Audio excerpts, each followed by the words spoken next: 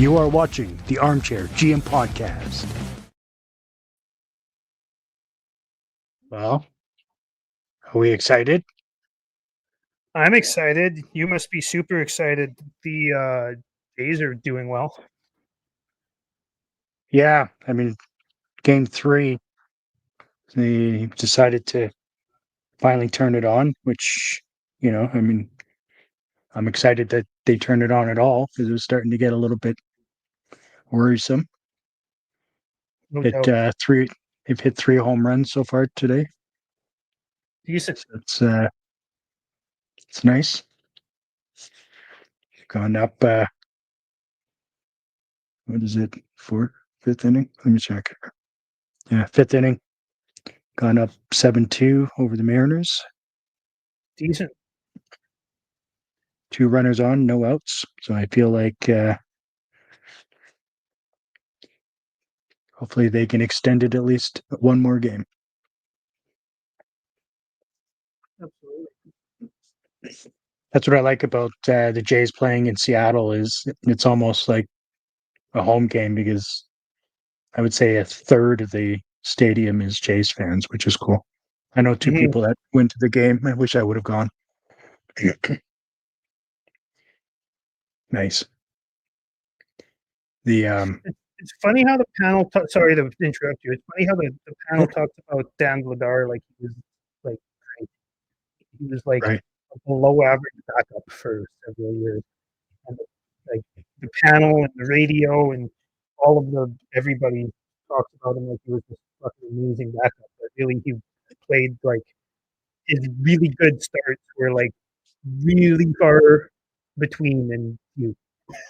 Yeah. Yeah, he was a very serviceable backup, in my opinion. I mean, Yeah. there was a stretch there where Markstrom really was shitting the bed, and Vladar, helped them, right? Absolutely, Yeah, and he better wasn't than in it to Cooley lights for out. sure. But Yeah, although we haven't really seen Cooley, so who knows? Maybe he stands on his head tonight. I mean, yeah, I mean, all we saw in the preseason was a bit of the same as Cooley finishing the AHL season last year, but I mean, I'll give him a chance. It's the only way is by letting him play. Yeah, I mean he was really good in the A last year to start, but hasn't been very good ever since he got a concussion. So I don't know, man. I'm hoping for good things. Like as much as I want the Flames to rebuild, it still sucks to see really bad goaltending performances. Yeah, totally. I mean, my only hope is that he can be an average goaltender as a backup. I mean, if he can do that, I'm perfectly okay with what he's doing. Right? He's able to keep within the around the 900 save percentage and keep his goals against average, reasonably low. Below 3 obviously would be nice, but Yeah, absolutely. we'll see. Time will tell, my friend. Time will tell.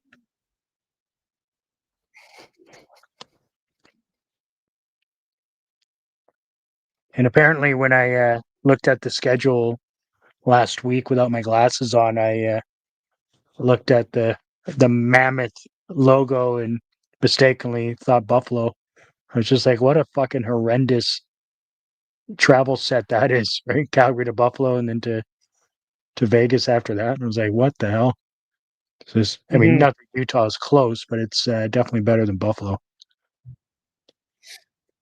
Totally agree.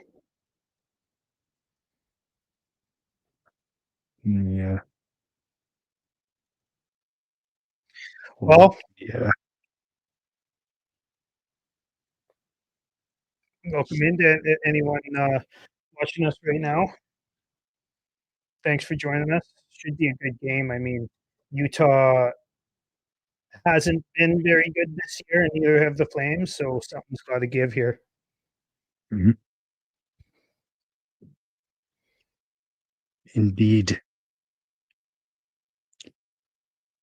I mean, surely we can win a game, right? Yeah, it'd be nice to get one, although, you know, we are both team rebuild and you know, getting off to a slow start is something that could definitely help when it comes to the Calgary Flames and Craig Conroy actually making some trades involving veteran players going out. Um, Yep. but I mean, you never know. That's right.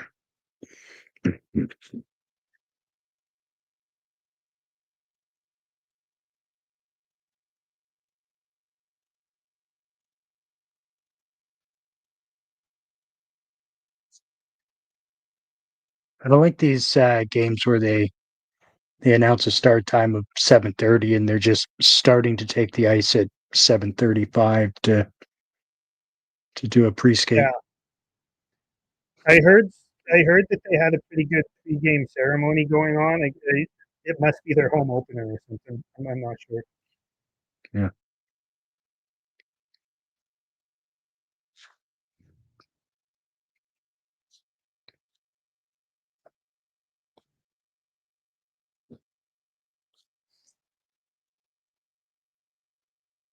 All right, let's see Devin Cooley. He hasn't played an NHL game since he played against the Flames 2 years ago.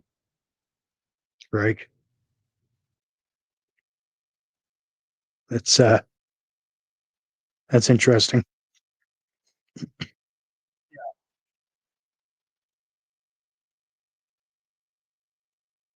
All right.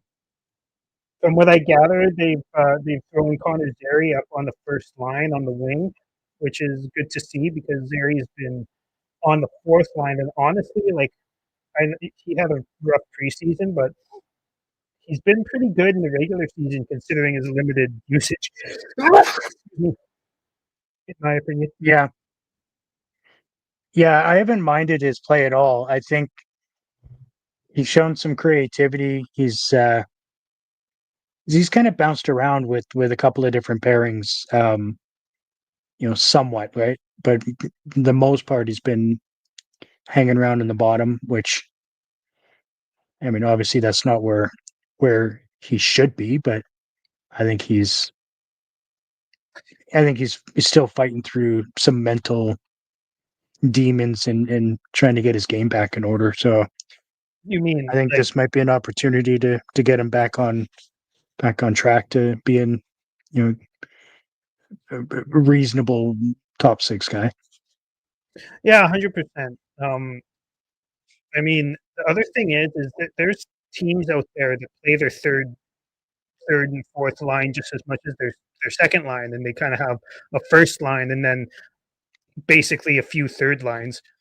Um, and I wouldn't mind Yeah. seeing the Flames do something like that, and instead of having Pospisil and Lomberg or whatever on the bottom line, the fourth line, whatever. But if they split time with the third line and the second line a little bit more evenly, then you could have a fourth line like Zary and Sharon Govich and maybe Farabee or something like that, and actually have scoring depth in theory all the way down your lineup a little bit more instead of um, throwing guys like Lomberg and Pospisil and Kirkland out there just to kind of tread water for 40 seconds to get other guys some rest. Yeah, absolutely. Guys like Kirkland, I don't know. I'm not sold on him this year at all, to be honest. He hasn't he hasn't moved the needle for me, so I think I think he's going to be the guy that slots out, if and when Pospisil gets back into the lineup. Yeah. Um, yeah, I think Well, he hasn't really. I don't think Kirkland's even played a game, a regular season game yet, has he? he's played a couple. He was looking not very good, and I know Zary played uh, two on the fourth line, I believe. So, um, Mhm. Yeah, I'm pretty sure he's played a couple. Let me check here.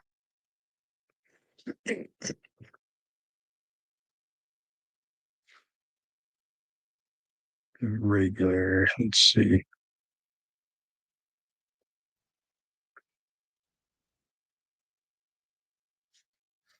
Uh, I don't know. He hasn't been worth having around, honestly. Justin Kirkland, as much as no, it's a good story, and he's an okay penalty killer and all that type of stuff. I'd rather have kind of a fourth scoring line, especially consider or have Backlund put on the fourth line and saved for save his energy for the penalty kill and really critical defensive starts so he's not tired when that type of stuff happens. Um, Yeah. but I'm not really super duper high on holy shit. Why do why do anthem singers need to ruin it every time? It's awful. It's about them, Dylan. It's about them. Anyways, yeah, it would be nice to have a little bit more scoring depth. It's a lot easier to have scoring depth when you have more guys who can score, and plugging a guy who can score and create like Zeri with guys like Lombard doesn't really help you get a fourth scoring line. So I'm excited to see Zeri on the first line today, at least to start. Yep. Kirkland played the first two games, playing roughly nine and a bit each time. Yes. Yeah, excited to see if Cooley can put together a strong effort and make it so the Flames don't have to go out and get a backup goalie because like I said earlier, as much as we are on team rebuild, it's not you know you still have to be in games. You know what I mean? And if you have a bad backup goalie, it's just gonna make you tire your starter out, and then that guy starts playing with us too. Yeah, exactly. All right, here we go. Um, Where's the game? Kevin Ball. Games in Utah. Yeah. The game is in Utah. Yeah, Salt Lake City. Kevin Ball's had a really good season so far.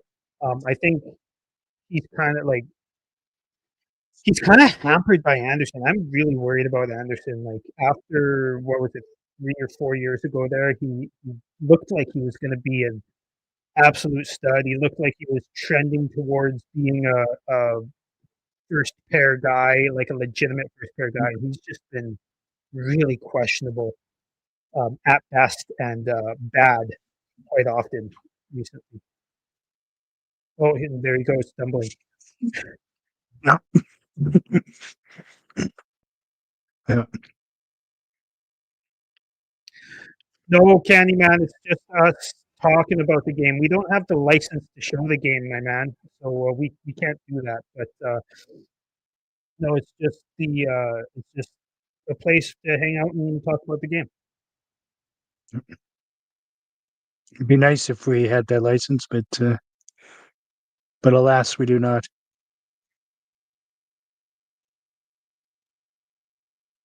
I wouldn't say false advertising, but that's okay. I don't think we said we were showing the game, did we? No, as far as I know, we didn't, but probably could be All right. easily confused. So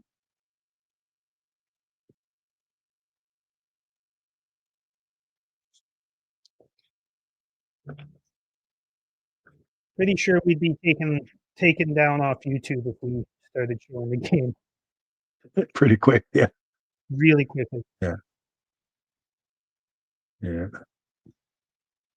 So, Chris, how have Not you this time. felt about Quebec? You being a very, defensive defenseman type of person, like you like your defenseman to play defense first and foremost. How have you felt about Quebec so far this season? So far this season, I have been 60% impressed by him. I think he makes a lot of gaffes right now. He's young, essentially, right? He gets handled quite a bit, unfortunately, at this stage. He's kind of learning what the NHL is all about. He's trying to figure out how to use his body and get in better positions and stuff. He's had some, obviously he's had some decent moments as far as the way he looks offensively. Um, but I think he's struggled. He's a rookie, and I think he's got a lot to prove and a lot to gain, and which I think he's going to get there. I just think he's got to figure out the speed and intensity of the NHL. I mean, yeah, he's got a lot to figure out, and I kind of agree with you, but I think you're being a little bit tough on him. I've like 60% is honestly better than I thought you were going to say, just knowing how you like defensemen to play. But I still think you're being a little rough on him. Like I think he's showing strides every game. I think he's gotten better every game. I really like the elements he brings that we don't have, such as walking the line and that type of thing. Yeah, no, I get And that. making quick plays as well. Like he makes some quick plays um, that other guys on our team won't make. They just won't make. Right. Yeah, that's fair. I uh, I personally thought that the game against the Knights last night was one of not his best performance whatsoever. I don't necessarily think he's been getting better. I think he's just had a lot of decent moments. Fair enough, I man. actually I feel defensively he struggled mightily against the Knights. So. But you're right. I mean, he's got that nice walk on the blue line, which is great. But once he gets into his zone and starts learning how to use his stick properly and just be in position, right?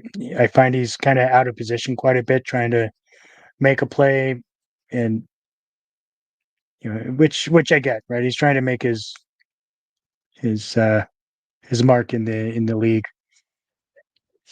And at some point, you've got to, you know, use what got you there in the first place, right? And the thing that got Sure. Zane Freck to the spot where he's at in his career is not solid defensive play. It's offense. It's scoring 104 points or whatever it was in the OHL and Hmm. scoring 96 points as a 17, 18-year-old in that league as well, right? Like that's what got him to Yeah. be drafted ninth overall. Um, but I agree. The defensive positioning could use a little bit of, quite a bit of work. What has Hmm. impressed me is his dedication to getting back. He's been Yeah, catching he up. does fight hard for it. Yeah. Yeah, he fights hard to get back into position when he finds himself out of position. So Mm. that's good. Yeah. Yeah, I agree with that. Cooley's looked all right so far. Yeah. Only a couple shots. How are you? How is everyone watching feeling about Evan Cooley thus far and Um, Zane Freck's first couple games this season? Let us know in the comments.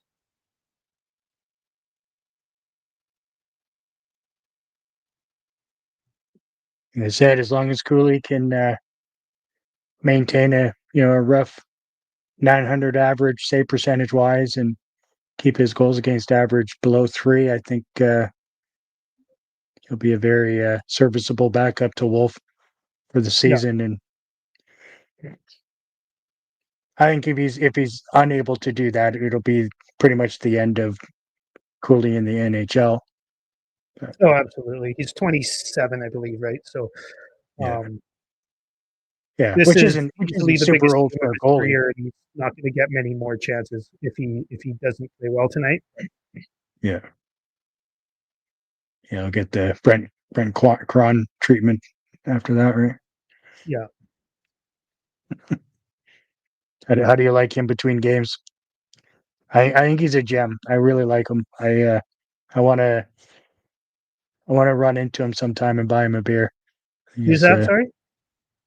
Brent Cron, Oh, former I like Brent Cron. former A Flame few Elite. people I've seen haven't been too pumped on him being in between periods, but Sure.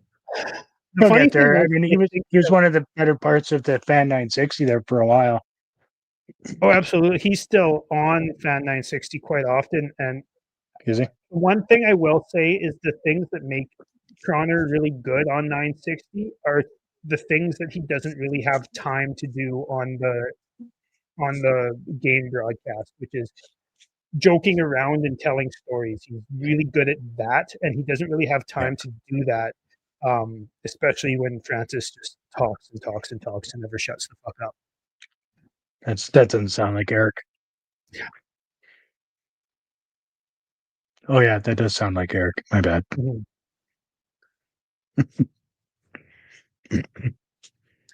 All shots Oh yeah, are 4-0 if that one counted as a shot, and Flames haven't. They've been entering the zone okay, but they haven't been able to muster much since then, or after that rather. yeah, yeah. They're kind of sluggish. I found a lot of times this year they just haven't really been playing as a team. A lot of individuals. That's one of the things I've always disliked about Kadri's game. Right? Yep, You know, I'm. he'll skate around in circles, skate around in circles. He'll have two open men that he'll ignore completely. Then he'll turn around and try a quick wrister from the blue line, and every once in a while it goes in, which is probably the worst case scenario because he makes him think he can continue to do that and ignore his teammates, which is super frustrating. But he did Given that it twice against Vegas. shows up on the highlight reel a lot, Yeah, I know. and that's good for his value It's good for his ego and his and ego. value. But Yeah, yeah, what doesn't show up on the highlights are Kadri's turnovers doing the same thing, which is about 7 of them every game, and he scores on yeah, that type of thing maybe once every 4 or 5 games. yeah. Yeah. That's Precisely. my thing. And like I don't want to spend all season shitting on Kadri because that's kind of like I got a reputation for doing that because he's just too greedy for my liking when it comes to hockey. But at the same time, it's hard not to when you continue to see it. Yeah. Yeah. Yeah. When it happens as often as it does, it's just like, come on, man. Yeah, All right, 13 minutes left in the first, and like Dylan said, shots are 4-0 for Utah. Cooley standing on his head so far, as we knew he would. I'd like to see them split up Kadri and Coronado full time. Yeah. Like stop trying it because Yeah. it's hard for the best sniper on the team or the best young sniper on the team to get shots off when his center is um not passing the puck. You know what I mean? Yes. Yes, I do. It's Yeah. I think once Huberdeau comes back, obviously I feel like the lines are going to be put in a blender, and things will definitely change as far as who's with who. My fear is that Kadri and Huberdeau are going to be together on the top line again, even though they did have some chemistry for a bit last year. I still don't. I don't foresee that being an answer for a situation that we need to, have a top line center, which I don't think Kadri is. He's not top line center on any team, um, other than the Flames currently. The But I think it just ruins the chances of anybody younger getting a chance for those minutes. And I really want to have give somebody. I'm not even sure who I want to have in there, and yeah, I mean, I would. I'm not. Yeah, I don't even know It's who I'd gonna want to be have in different there guys. right now, to be honest. But I just don't want them. I just don't want them together. I don't want Nazem on the top line personally. Yeah. No, There you go. I agree. Like, it'd be nice to have a guy, Mhm. a young guy who you're like, yeah, that's the guy who needs to Yeah, play first line center, and then you feel a little bit better. The organization, anyways, probably feels a little bit better about trading Kadri, but mhm. yeah, I don't think we really do. But I do think that you can split those minutes up. Rasmus Anderson, fuck yeah, it's about Am time I he. really like a full minute ahead of you in the stream again? God. You might be. I don't know. I had to refresh it because it froze there. Maybe Oh 5 yeah. minutes ago. Thanks, Sportsnet. They exactly who you want to have in front of the net, Rasmus Anderson. That's how you draw it up when you're trying to figure out the power play. Is all right, Rasmus, you go in front of the net, and we'll get you the puck. Yeah, We'll take it. We'll take it. he's been doing that a lot, and I'm not sure I really like that.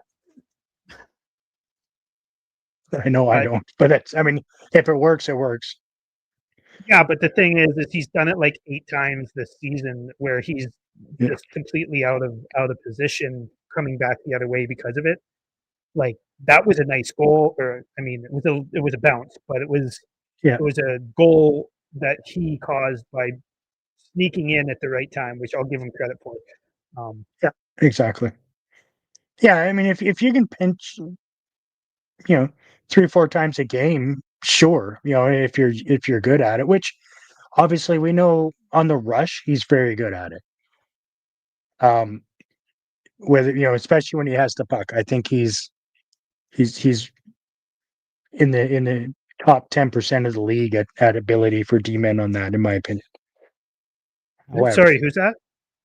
Anderson Okay. at rushing with the play as it's coming up the ice, I just don't necessarily want him hanging out up there and in a full time role because he does struggle to get back into the play if he's caught out of position. So I'd much rather him hang out near the blue line once the play's set in their zone. But as far as him coming with the play on the rush, I'm all for him involved in that play because he's really good at it. Yeah. Yeah, I kind of feel the same way for the most part, if I gathered what you were saying Mm, properly. I wish he wouldn't do it as often because he is out of position defensively and causes goals against and high danger chances against a lot. But sometimes it looks really good, right? Sometimes it works. Um, Remember at the yeah, beginning of last year, he started off scoring goals pretty much every other game or almost every game for the first whatever 10, 12 games of the season there. I can't remember exactly how much it was, but um, the last year he was doing the stare down for the opposing team's fans because that was fun, that was really fun. Be nice if he brought that back. right? That's the thing I like whenever he gets traded. I'm sure he will. That's the thing I'm going to miss the most about Rasmus Anderson is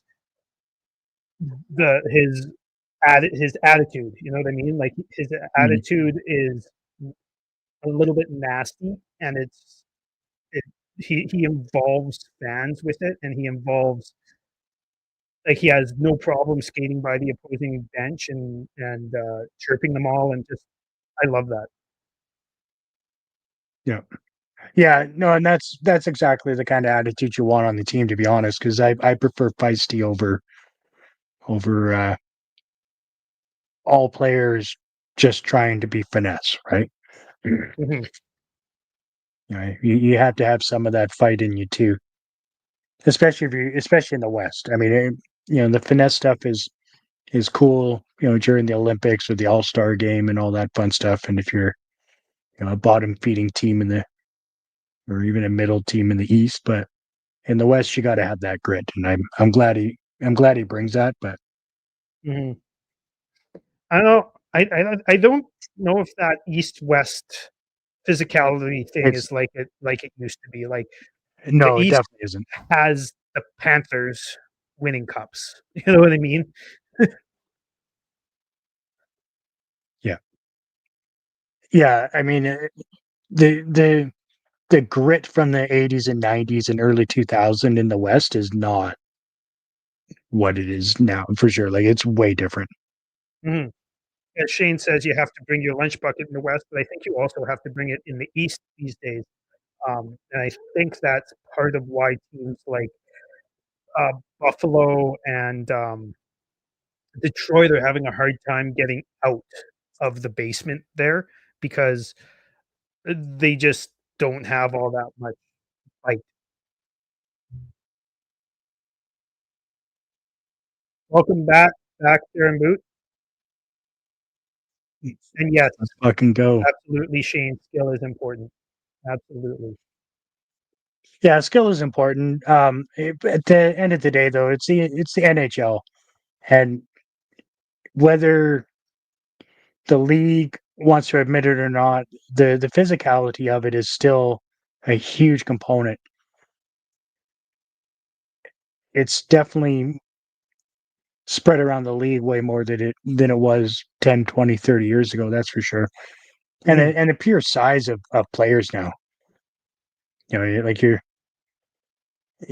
pretty much a like a nobody on the ice unless you're like 6'2" plus nowadays and fucking like 200 pounds, and they still skate around like they're 5'8" and 130 pounds on some figure skating skates. Like the amount of talent is freaking unreal, but the grit still is there for a good portion of the team. Or they at least have 4 or 5 guys that like to play that way, right? You still need to protect your players a bit mhm.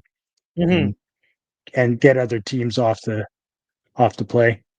So another power play for the Flames, eh? Look at them Yeah, this one's not going quite as well as the last one so far. so far. I'd We'll like see. to Well, we see just need them to get Rasmus in front of the net again. Fuck. How are we not doing that? It worked once. Let's do it. That's got to be our go-to for the season now.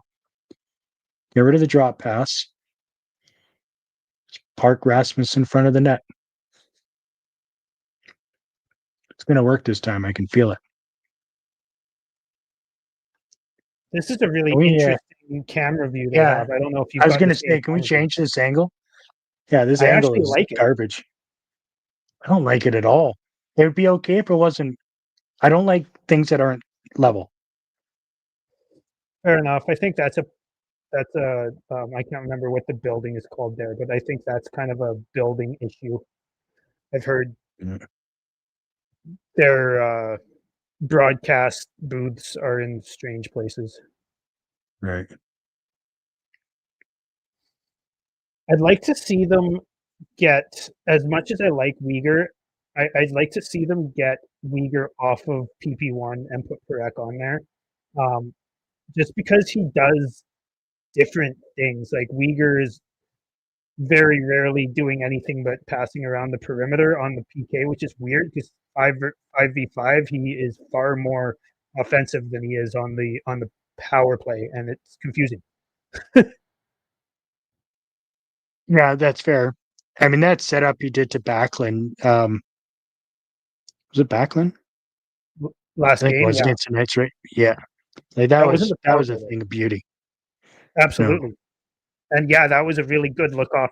That goal that Backlund scored, first of all, I'm shocked that that went in because Backlund shooting from there is generally about 10 feet wide. But Yeah.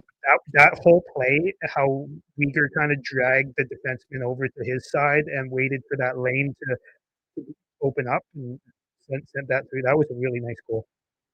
Yeah. Yes, Shane, that was an awful power play we just watched, that's for sure. Good thing the first one That's scored. yeah, I was gonna say that's what happens when we get spoiled with a power play goal. And it was kind of a garbage goal to begin with. So I didn't find that the power play was looking very good leading up to that goal, but we'll take the 1-0 lead with 6:20 left in the first. How the fuck is that tripping? I'm Like, interested I to gotta see hear the replay. from the people watching. Who have you enjoyed watching so far from a Flame standpoint this season? Like, there's been a few guys who have been underwhelming, but I think there's been a couple guys who have been surprisingly good. Oh, it was a skate. Okay, never mind then. I Me, I gotta watch mean, that again. The call just got made. yeah, I I mean, it was pretty weak. I feel like they were trying to do a makeup call. I didn't actually see what the actual power play was that we got on for our second one against the Mammoth, but I don't know. There are a lot of weak calls in the NHL now. Yeah,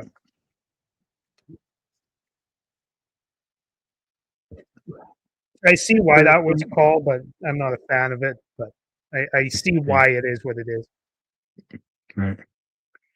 I I wish it wasn't a I don't know. rule or whatever, but I just wish that they would have a definitive set of rules when it comes to shit like that, right?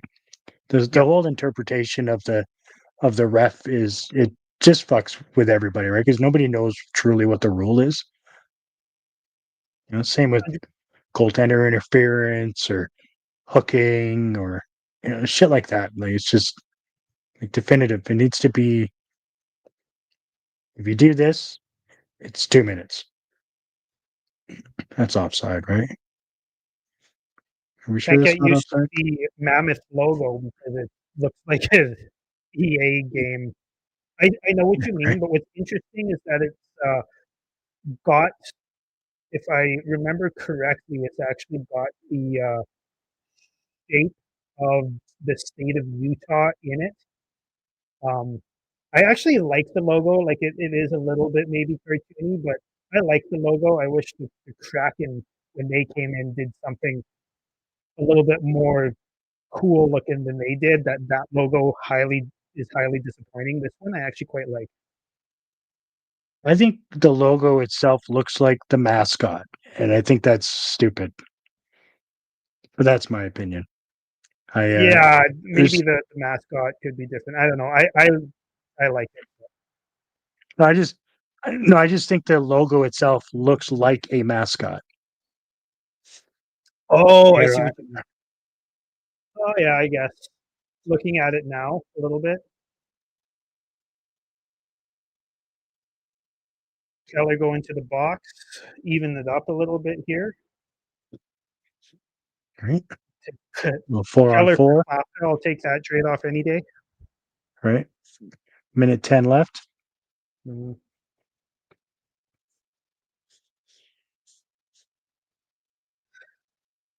Minute 10 left on the 4 on 4. By the way, not the game. Still 5:15 left in the first.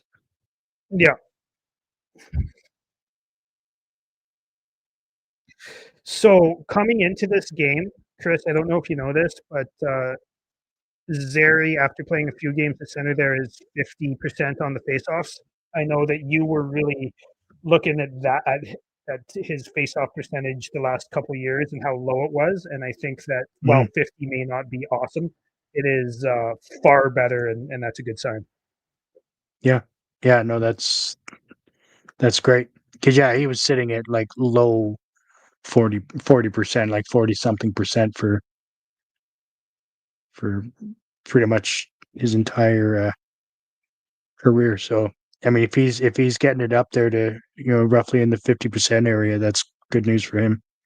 Yeah, And if it's good news for him, it's good news for us.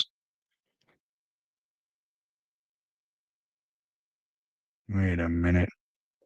I thought he, yeah, the Perek definitely thought he scored there because that was a nice little drop play by Sharon Govich and a nice tie up as well by Sharon Yeah. Govich to let Perek through. Yeah, that was a great look by Perek.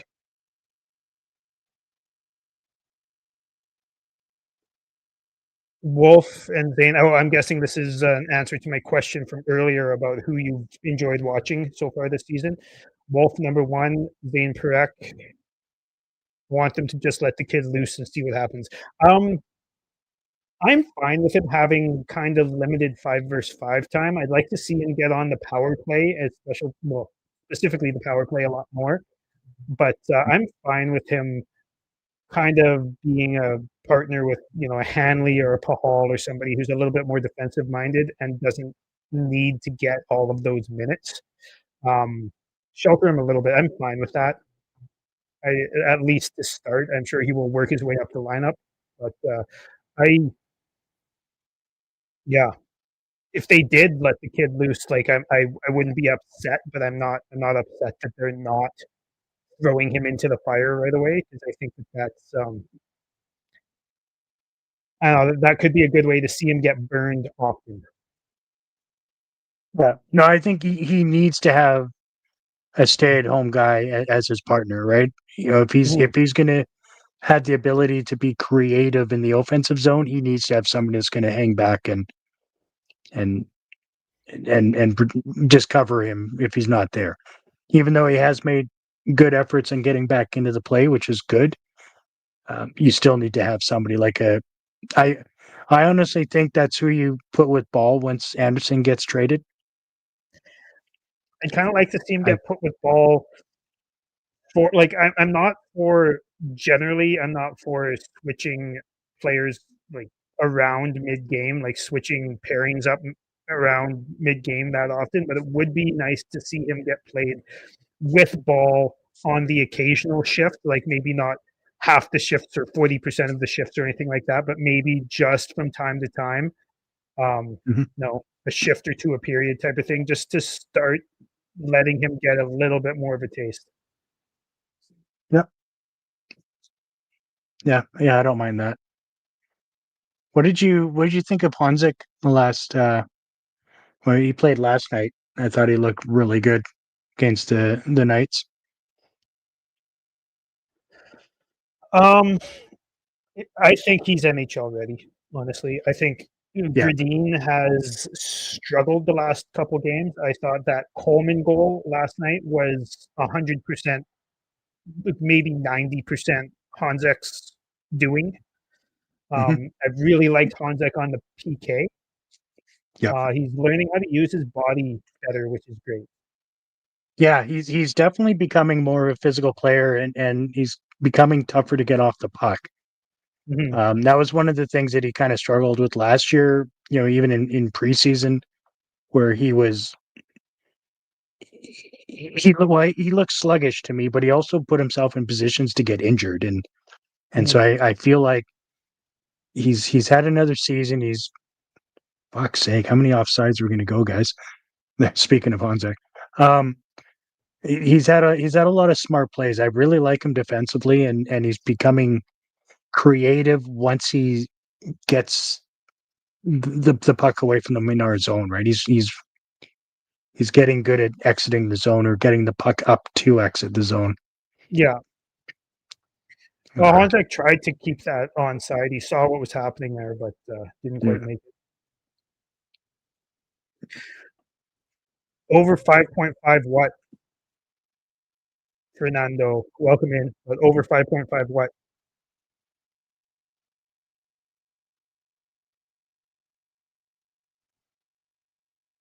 yeah, I agree, Shane. I'm not sure pop off is the right way to put it, but I think he's definitely ready to be a Hey, full time don't NHL player. don't crush Shane in that fucking. Let him fucking go. Let It's time for Honzek to pop off. God, you're always such a downer. Why do you have to be like that? Hey man, I just spent a long time telling Uh, you why you should be more excited about Perek. Fuck Parak. No, you've been trying to get me to fucking be super stoked and admit that Zari's like a top four player in the league. I know you dream about him at night and you got his poster above your bed and all that shit, but For me, it's Hanzik. It's 29, baby. Um, I mean, I do really like Zari, but I don't know about top four player in the league. Really Yeah. liked Honzek against Vegas. I really liked Honzek in all of his games so far, honestly, and I think that the backwind effect is working with him. Also, Coleman has played very well this season after having a straight up awful preseason. I was really worried about his preseason, but I think for the most part he's played very very well. And Honzek just playing with guys like that, should help. And just because I know everybody cares in the stream here now, the Jays are up 12-2, just going into the seventh inning stretch. So This is that's good this is news for not an elimination game for the other team, is it? no, Okay, I don't know how no. baseball I, series go. So. it's a best of seven, and Jays are down 2-0. Hmm. So, so yeah, they pretty much need to win this I mean, it's not a elimination game, but it's a need. They need to win this game. Okay. For some reason, I thought the Which Jays were up in the series, but they also seem to play a lot. I don't know. Again, I uh, don't pay attention much. I just see what I see on social media. I mean, an MLB season is 162 games, so yeah, they do play a lot. And Cooley's been good. Yeah, it's been good. Yeah, Um, yeah. I I've liked his positioning. Right, he's not forcing anything. He's just getting in the right spot, to stop the puck, which is good. yeah, He's not overplaying the play, which is nice. yeah, he I've did actually that in been the quite first series. impressed with him. Yeah, yeah, exactly. Like his side to side was exaggerated, and it got him into a lot of shit. Yeah, and yes, Shane, he does look smooth. Mhm. On to the final minute of the first period with 1 second more on the power play. Oh, what a save on the breakaway from 98. Is that fucking Sergachev? No, it's not. Maybe it was Keller if it was 9. I don't know. I can't see. There you go, boys.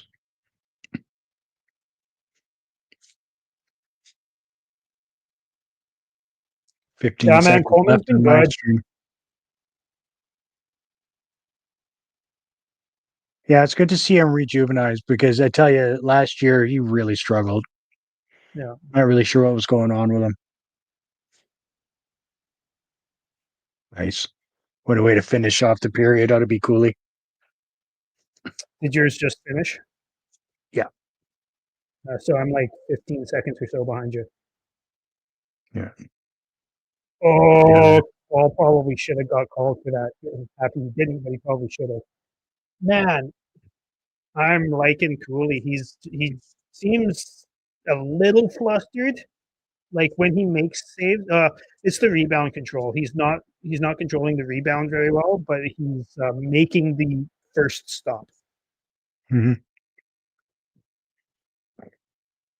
Yeah, you don't have to worry about the second and third stop if you're not stopping the first one. So Absolutely. Zong Zongi can start there. We can have something to build with, and through a couple of games, he can work on that rebound control. It's certainly not going to be fixed tonight. So as long as he's getting in position to make that first one, and then being big and probably rely on the defenders a bit to clear some guys out, and I think he'll be all right. Yeah. If we are out of the playoff hunt this year, we need to sell Coleman and Kadri. Great playoff guys. I agree. I don't think Conroy's going to go and ask Kadri to be traded. Like because Kadri's got a full no move clause up until next offseason, I believe, and then it goes to a 8 or 10 team no trade clause. I can't remember, but I think he's on Kadri anyways. I think he's going to wait until either Kadri asks for a trade or until his trade clause goes like greatly decreases, so he's got more options, and that way he's not Was it? being forced. Um, Is it 13 team? I think, Something isn't like it? that. I can't remember exactly how many, but basically he'll be able to be traded to almost 2/3 of the league, I believe.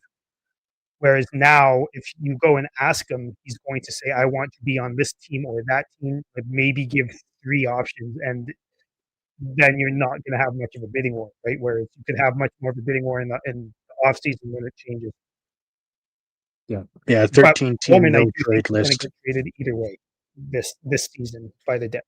I do think that because he's got some trade options, and you know, teams like Tampa and Dallas and teams that you'd think he'd want to go to are teams that could use a little bit of third line shutdown type of guys. Yeah, I think that'll be the two this year that get traded at the deadline will be Anderson and Coleman. Yeah, And then, potentially after July 1, then we can start shopping around Kadri, right? Because he'll just have his 13 team uh, list that he'll provide, and then that gives us 20 teams to or 18 teams to contend with and try and figure something out. yeah. Like Hopefully, Shane's you know, like if Shane says, it'll be tough to trade Kadri unless he asks to be traded up until this yeah, offseason. for sure. Yeah, If he has a chance to win a cup, I'm sure that convincing him wouldn't be hard. The guy is a winner, and mm, I'd leverage that. I think to a certain point, you're not wrong, but I think that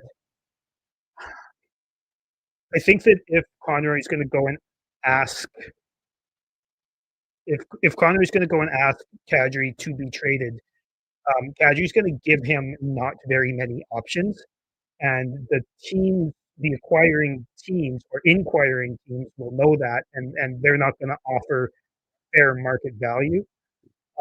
Whereas I think when there's or probably won't. Whereas I think that after when there's more teams that Kadri is going to be able to be traded to, there's going to be more market value.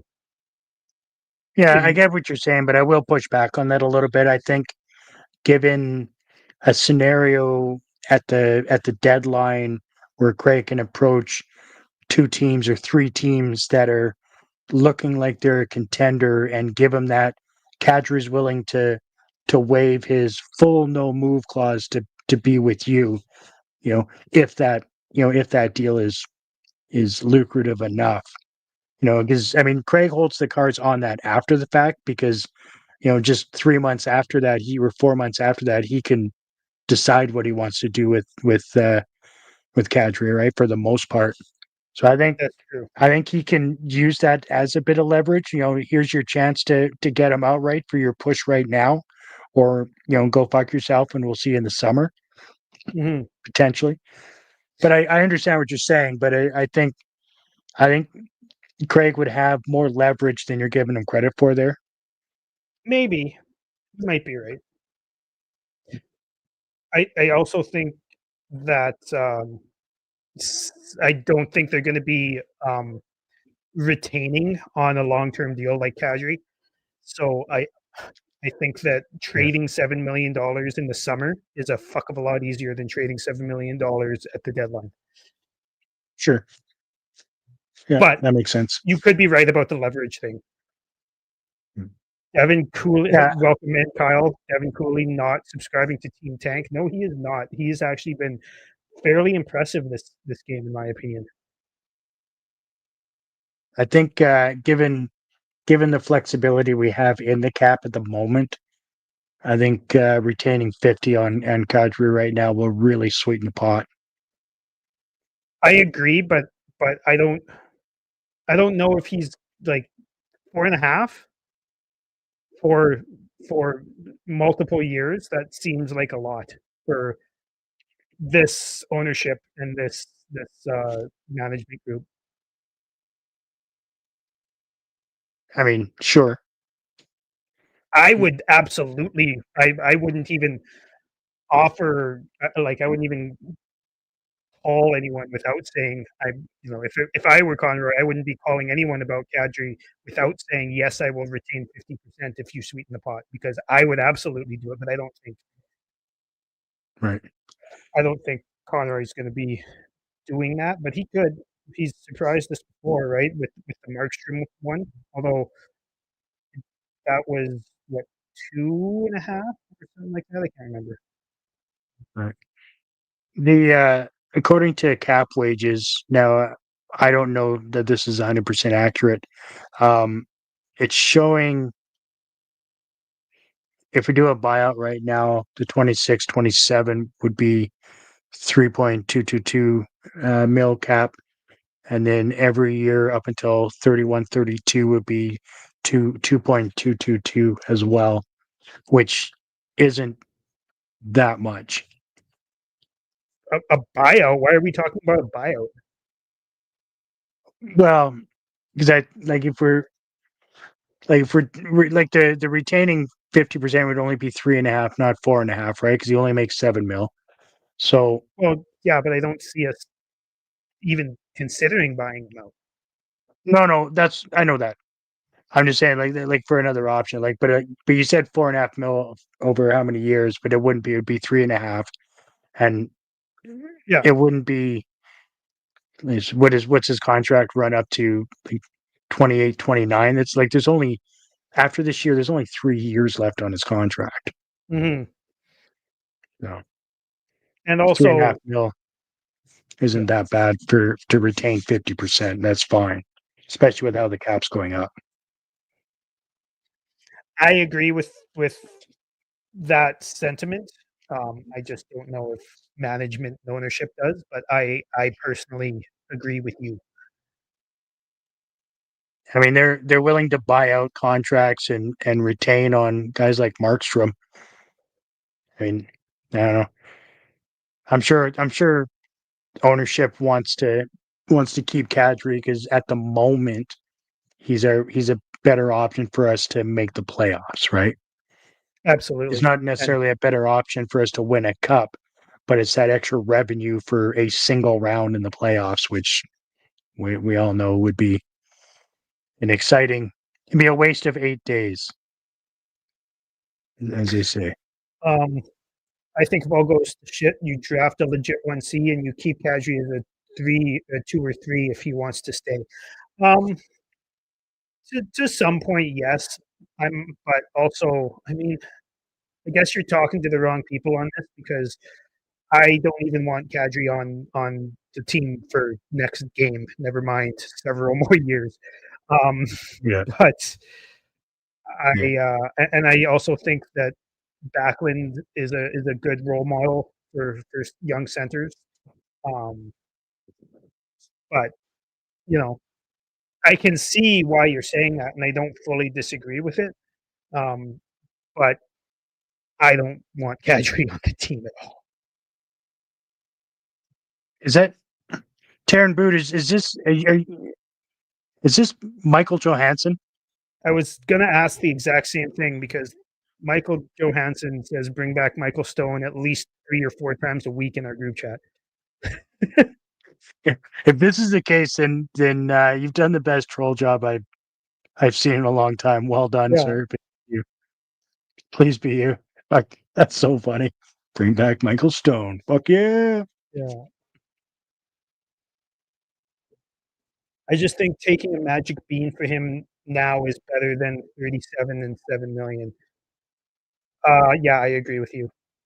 I'd rather have, yeah, and I think you could get a established prospect, um, or a young Maverick Bork type player.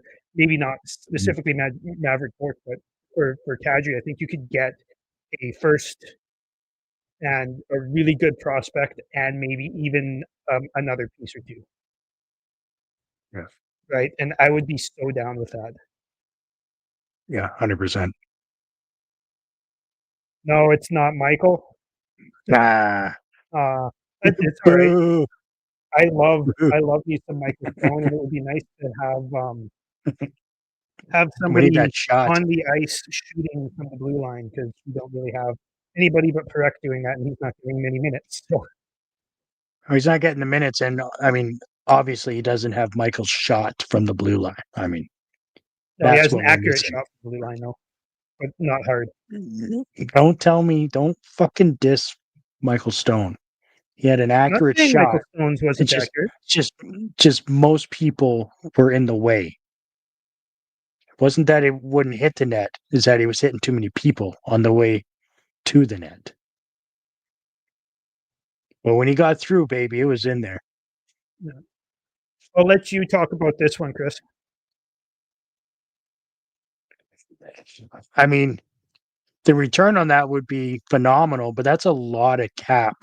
Plus, the fact that Anderson's going to be a difficult one, right? Because he needs a contract.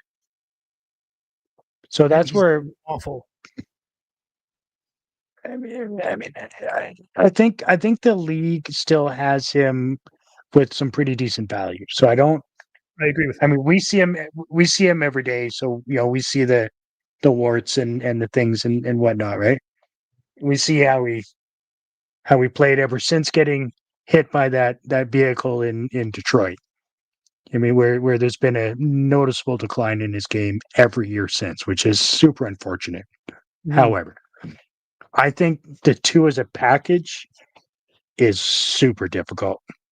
I mean, it would be the return potentially would be huge, but I just don't see how the package would get you a better return than each piece individually.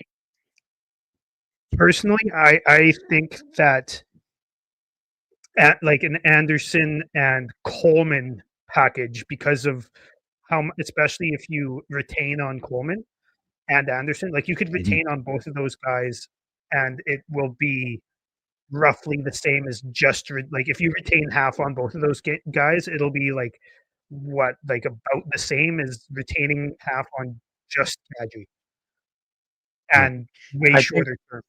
So I think that packaging those two guys and Dallas needs both of those players. So I think that's a great idea. We'd have to take some of their cap back, but which is fine. yeah. Yeah. But I Yeah, do that's think Anderson and Kadri together would be tough. I mean, yeah, I mean, I would do Anderson and Kadri to Dallas with some retention, with Robertson and a first coming back. Let's go. Are you seeing this VR Devin Cooley thing? I've heard lots about this.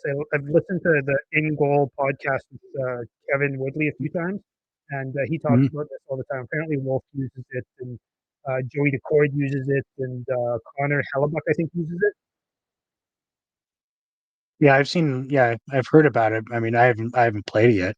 The only VR action I've ever done is just zombies in a hellscape That was at fun. on tilt, zero latency there in Calgary by Chinook.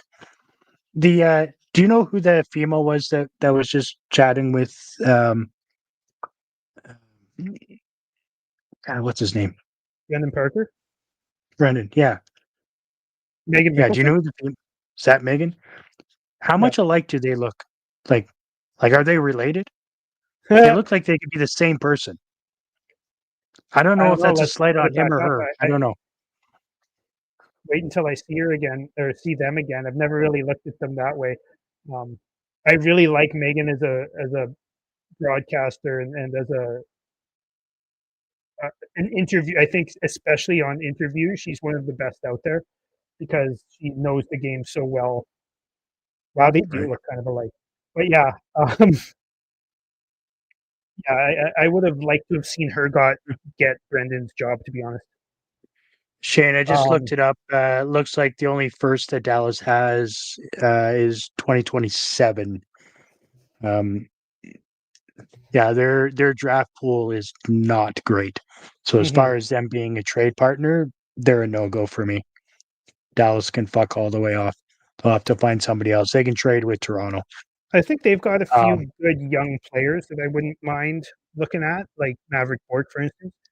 And I think that he would be a better shot at being actual good center for us in the long run than a 28th overall pick. But Fair. and he's still very young, and they've got a few other good young prospects as well. But Yeah, and taking a oh, flyer on a a prospect seems like 2028 first round pick, I wouldn't hate that either, honestly. yeah, they don't have that. Hmm. Yeah, over the next 3 years, they only have the 2027. Or 2027 is fine too. Like we got a future first for Hannafin, and we're about to use it this upcoming off season, right? Right. I don't mind getting futures, like future picks at all. Like especially spreading out those entry level contracts throughout the years. That's kind of how you get, you know, you slowly replace the vets, and you slowly, you know, you stay young. Right. Which pick for the Hannafin? Was that the Vegas one where Yeah, they have it the was option to steal it from us? they have the option to steal it from us. No, it's this. I don't think so. I think it's this year's first, and Miramonov was the deal. Is it? Is there conditions on it? So I thought it was yeah, so unprotected. no, there was stupid restrictions on it right away. That's why everybody went, "What the fuck?" So if the pick was traded by March 10th by Vegas, right? Do you remember that? Like if they decided to trade it instead, we would get to 2026, or if the pick was a top 10, then we get to 2026, which I don't think it's going to be a top 10, and I don't know if they traded that pick away. But I remember when they did it at first, I'm like, how the fuck can you give somebody a pick unless we use it somewhere else? I was just like, what the fuck just happened? Well, they did end up trading that pick, and that's why it slid to this year. I believe that's how it worked. No, it was already this year. Oh, was it? Yeah. And if they traded it, then it becomes a 2026. Yeah, that would be this upcoming draft, 2026. Yeah, you're right. Yeah, they did trade. I can't remember what the trade was, but they did trade that pick. Um,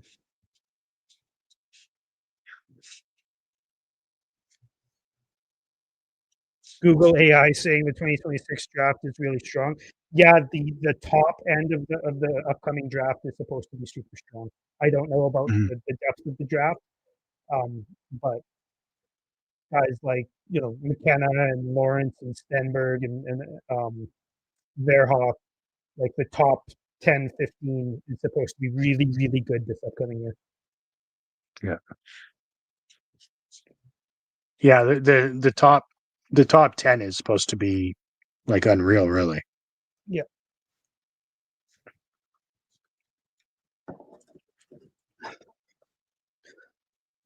Devin Cooley stopping all 10 of Utah's shots thus far. Oh, that was awful timing. Truly. Sorry, guys. Yeah. I jinxed it. You're saying that as I already know the goals happened. I'm like, yeah, Brutal. yeah, Who was it? yeah. Barrett Hayton. Oh, Zone coverage. that was a Markstrom Zone play right coverage. there. Yeah.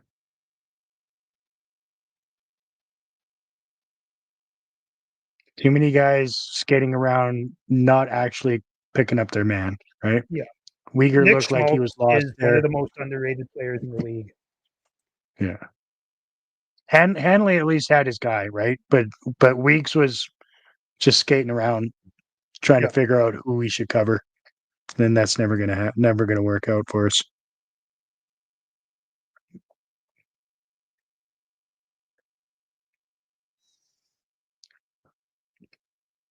Hey Dylan, is there a message in the private chat? I haven't looked. I don't often look at that.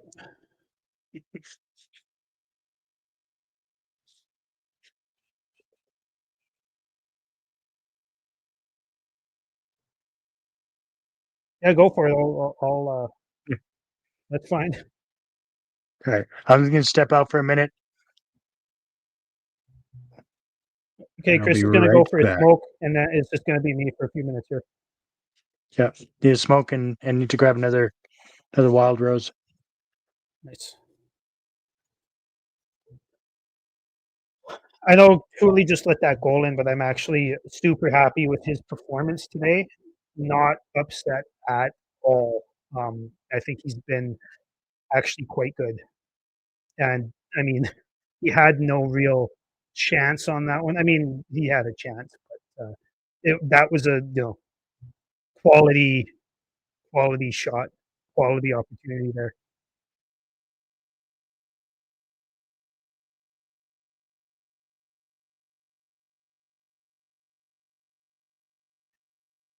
Yeah, the Mammoth are doubling the Flames in shots as well, which is not super great to see.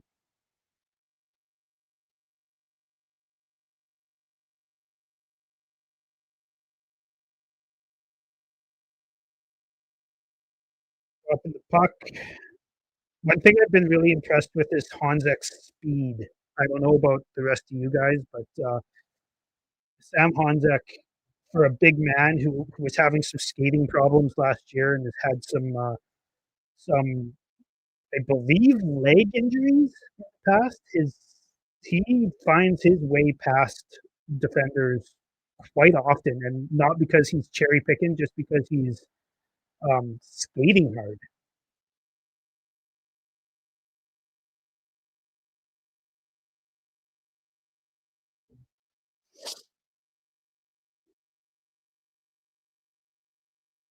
Lots of offsides. I'm in a Discord server with a bunch of Flames fans, and one guy was saying last night he was said he put up there this Kadri get incentive bonuses for going offside, and that made me howl. That was hilarious.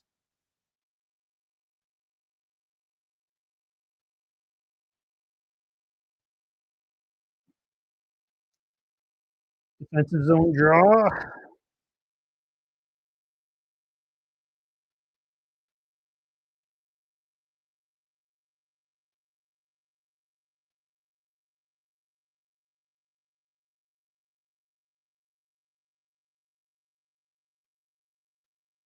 Oh wow, Devin Cooley, that was amazing. What an amazing couple of stops there by Cooley. Wow, diving across the net like that. I don't know if that wraparound attempt was actually on net or not, but it looked like it.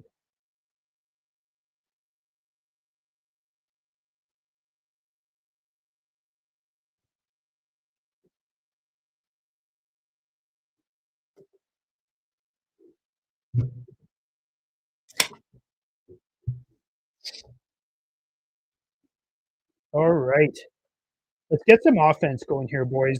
Oh oh wow, that's four amazing saves in a row by Cooley. What a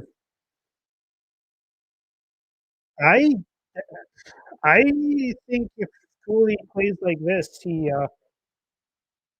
probably correct save or no, that was Kadri. 91, not 19. Kadri saved that one. Nice to see Kadri doing some defensive work.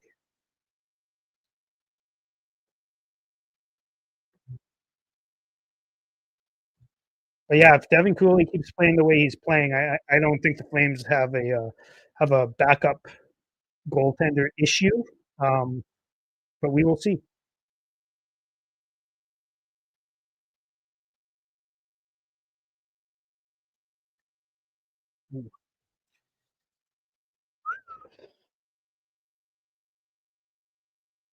To those who are watching, I'm curious, who is your all-time favorite Flame that's not Jerome McGinley?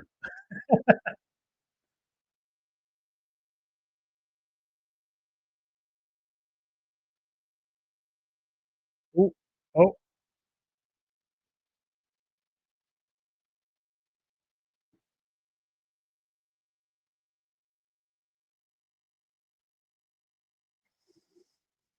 This looks like a Mammoth power play, but it's not. Cooley is playing very, very well, though. I am super impressed with Devin Cooley. I know I've said that about 17 times in the last like 5 minutes or so, but he's been really good. What kind of Mormon magic they put on that puck, bouncing everywhere but our way? It does seem like there's been some unfortuitous bounces for the Flames this period. Um, I don't mind those kind of icings with Kevin Ball icing that puck because the Mammoth were all over them. Relieve a little bit of pressure.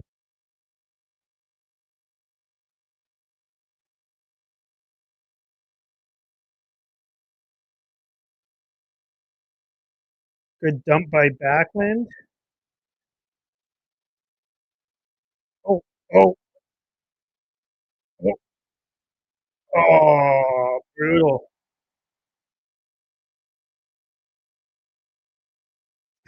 I know Parak was on the ice there, but you can't blame him for that. That was a ill-advised pass by Braden Pahal. He probably should have dumped that in my mind. And Parak tried as hard as he could to get back. He uh, may have been taking a hooking call if that wasn't a goal anyways. Um, Pratt could have skated a little bit harder there. Actually, now that I see that again, it looks like he kind of slowed down, stopped moving his feet a little bit, and, just as Peterka was entering the zone. But that was a bad pass option by Braden Pahal that got picked off by JJ Peterka. Fleury's your favorite non-Jerome McGinley Flame. Hey, let's get some more opinions in here. What's everybody else's favorite non-Jerome McGinley Flame? Um, no, Fleury's a good one. I was too young, honestly, for Fleury. I was born in '89, so I saw some years of his career, but I wasn't really old enough to have a grasp on the game properly. But and after reading his book, his most recent book, um, I don't know. Yeah, I'm not sure if I'm a fan of the guy as a person, but undeniably electric hockey wise. Like yeah, just watching highlight packages and stuff, unbelievably electric and play the big man's game for being probably the shortest guy in the league at the time.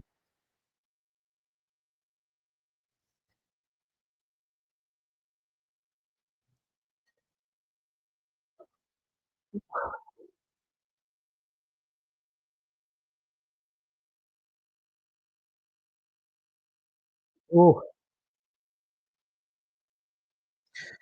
yeah, Taron Booth. I've got a really good 8x10 of Jerome McGinley fighting Willie Mitchell. He's got neither of them have their jerseys on. They've both been jerseyed, but Willie Mitchell is getting his ass beat down. It's awesome, awesome picture.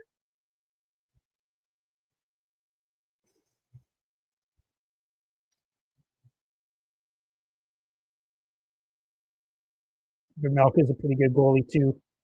Looks like Chris is on his way back. Welcome back, Chris.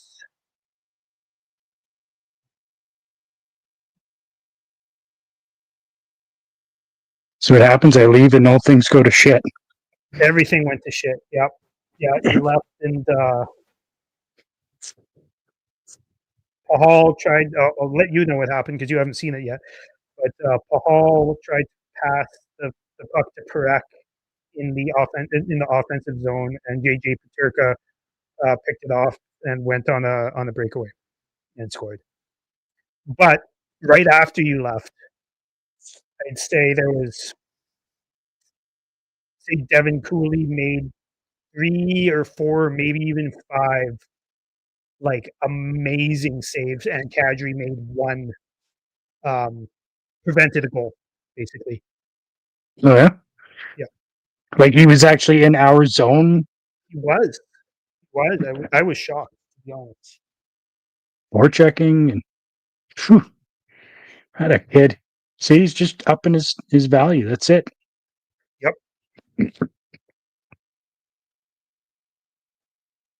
Quick update. Bottom of the ninth, Jays are up 13-4. So with any luck, I'm not they going to can say it. no. With any luck, they can I put it away. put it away. Playing in their second home venue, which is Seattle. Yeah. I know All a couple of right. people that went to the game. Tickets are only like $1,000, so that's not bad.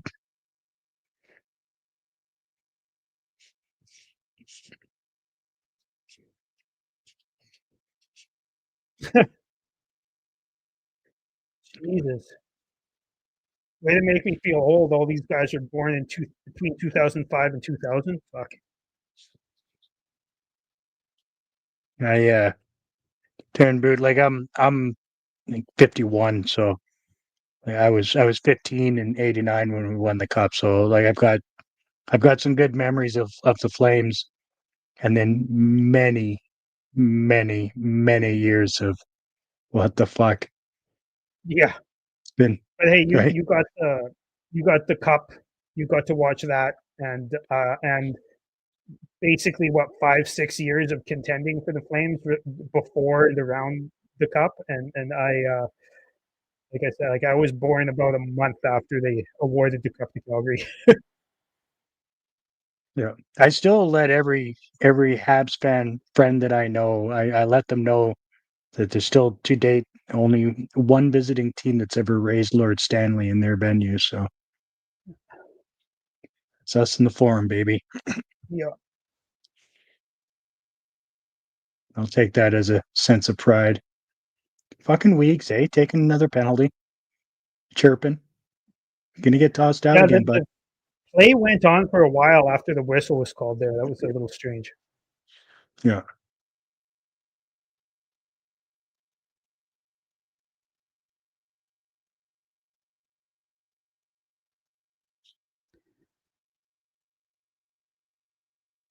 Oh, Uyghur's not happy. No. And rightfully so.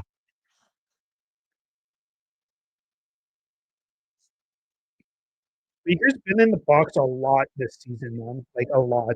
At least it feels that way. I don't have the stats up right now, but it feels like he's been in the box multiple times most games. And I feel like it's a number of questionable calls too. A couple of them for sure, yeah. So that's frustrating, and I'm sure it's frustrating for him. That one was it McDavid? I can't remember the one in Edmonton that he got called on was yeah, it was McDavid because Yeah, McDavid fucking elbowed him in the face and he got called for it. Absolute yeah, garbage. yeah. That fucking protecting the play with your or protecting the puck with your elbow thing that all the superstars do is absolute fucking horseshit. Yeah, because they Really all makes get me away with it.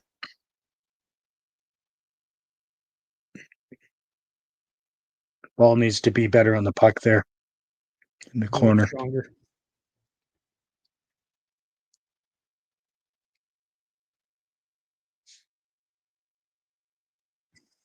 Yeah, that one was frustrating because he's better than that. Yeah. Oh shit! Now we're two guys out of play. Fuck's sake! Yeah, thank God. Oh, thank. Oh yeah, no ball lifted that stick. May have stopped the goal. Yeah,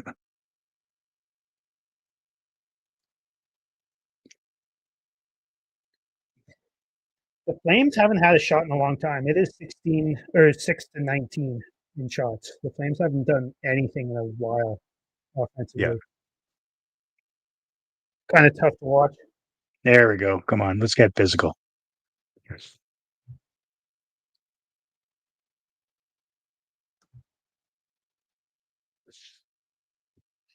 I don't know. Who's that in the corner? I gotta put my fucking glasses on. I can't even see. I've got a 70-inch TV and I can't even see it.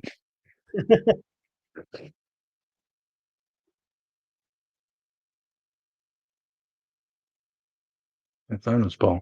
Oh, Ball's laboring. Paul's laboring. Anderson got one in the face.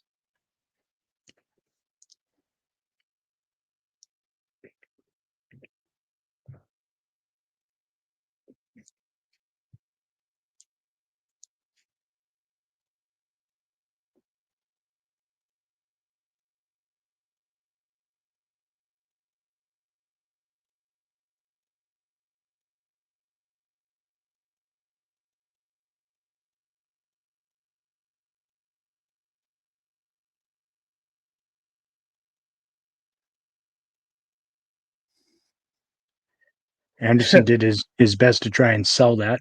Yeah, referees taking control of the game a little bit. Is he?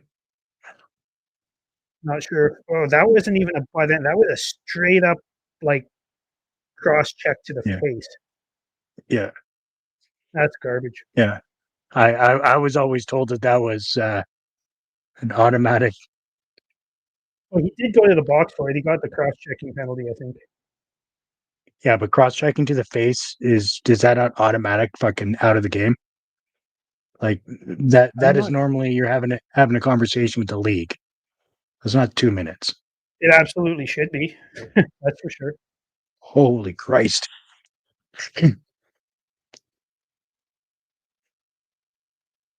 Keller doesn't miss that very often. Whew, that was close. Yeah. Yeah, we'll Wow. take it. Miserable Sabres fan. You must not be that miserable after tonight. What, they You put had a up good 7 night. goals last time. Yeah, you had a good night. What are you talking about? Yeah. Welcome though. What's up?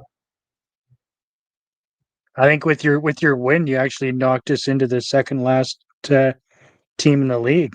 Thanks for that. God damn it.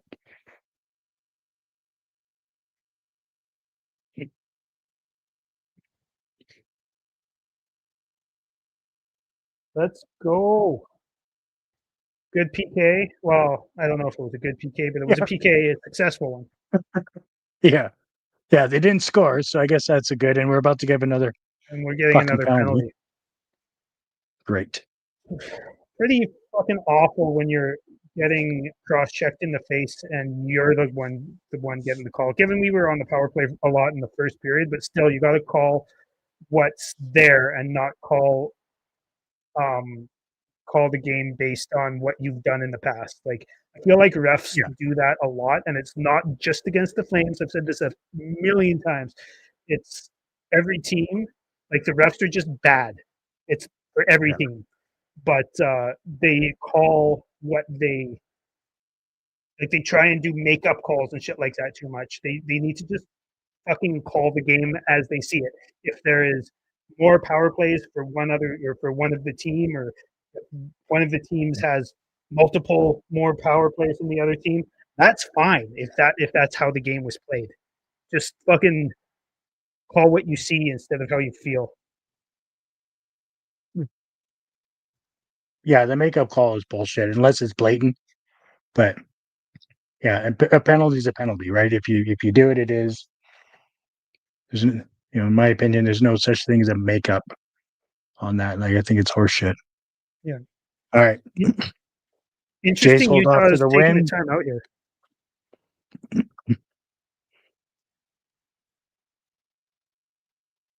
Miserable Sabres fan. I say better performance than against the Rangers the other day. I mean, you guys scored 7 goals. The Flames could use 7 goals. Yeah, they scored 8. I think they ended up with 8 in the end of that game. Oh yeah, that's good. I know that the 8-4. The Sabres management has been told, I believe, by Thompson and Dahlin that if things don't turn around soon, they're probably going to be requesting trades. So they got to do something here, and they got to do it quick. Yeah, like Welcome back, we Mike. haven't heard that from the top couple of players from the Sabres. a few times in the past. Is it going to stick this time? Who knows? Yeah. Um, All right, Jay's one. good. Whoop whoop. I'm going to wear number 19. Unfortunately, it doesn't say Perec on this jersey. Yeah, I was thinking about taking my Kachuk jersey out, but I didn't. I'm wearing Yager instead because that's how old I feel seeing all these guys born in 2000 playing hockey. Um, request new new referees, Mike. Yes, I agree. I'm curious how Right? you all feel. If you had to give a first star for this game so far, would it be Cooley? Because it would be for me, Devin Cooley, not Logan. It could be.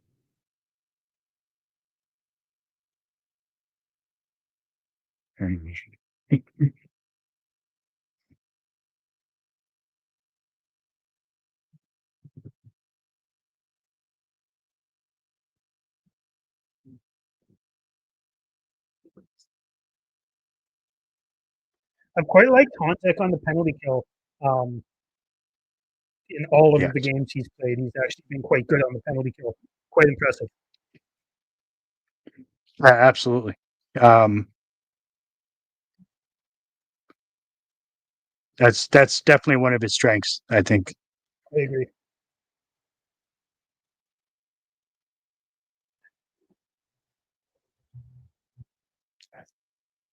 I mean, with all of our penalties, I mean, at least we're defending it well, or at least keeping the puck out of the net on the PK. See these guys with the mammoth costumes behind the glass there. I like that. It's a new club, of course they have to win. I don't know, Mike. I mean, I don't think they've won yet, and they've been honestly not nearly as good as I was expecting them to be this season. Well, and they won a game. Yeah, Same with okay, the there you Flames. go. They're eye level with the Flames.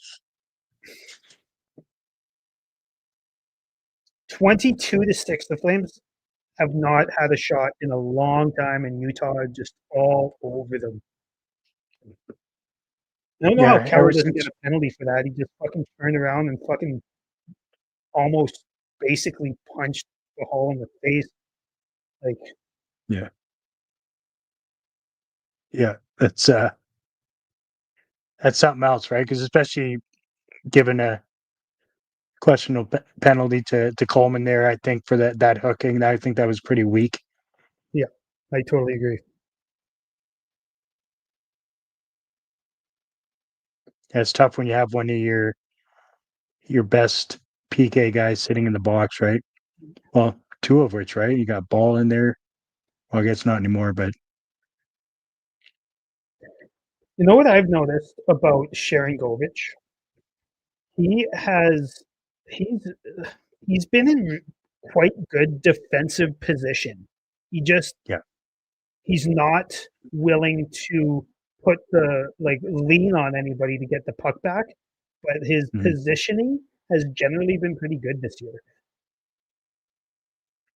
Yeah, he's definitely worked on his game on that, right? On the forecheck and getting back and being involved in our zone, which Yeah. I'll give him credit for. But yeah, he needs to work on it some more. But I mean, at least he's willing to do it. Yeah. Like last year and the year before, I mean, he was like a ghost when puck was in our zone. You'd never see the man. Hmm. So I'll give him credit on that. Like you're right, he's not super effective at it, but he's at least giving it a shot and trying now, which is a far cry. I totally agree.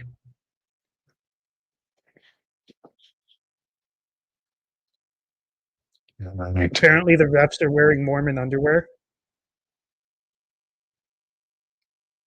Oh, Um, well, welcome in, KQ. Ter- Nice to see you back in here. Nice to see all of you guys back in here. Welcome in if you haven't been here before. Welcome in if you have been. here before. Thank you. I really like your picture there. I've got a rendition of Eve Bellinger's mask tattooed on my arm and my shoulder and whatnot. Big fan.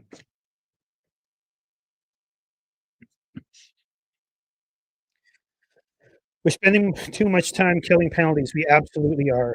6 shots halfway through the game. What the hell? Yeah, it's We had 6 shots halfway through the fucking first. I don't think we've had a single one in the second so far. I don't think so either. I believe we started the second with 6 shots, but I'm not positive. Yeah, it hasn't been very good offensively for the Flames at all. And it's not even like they're missing shots; they're just not getting any chances.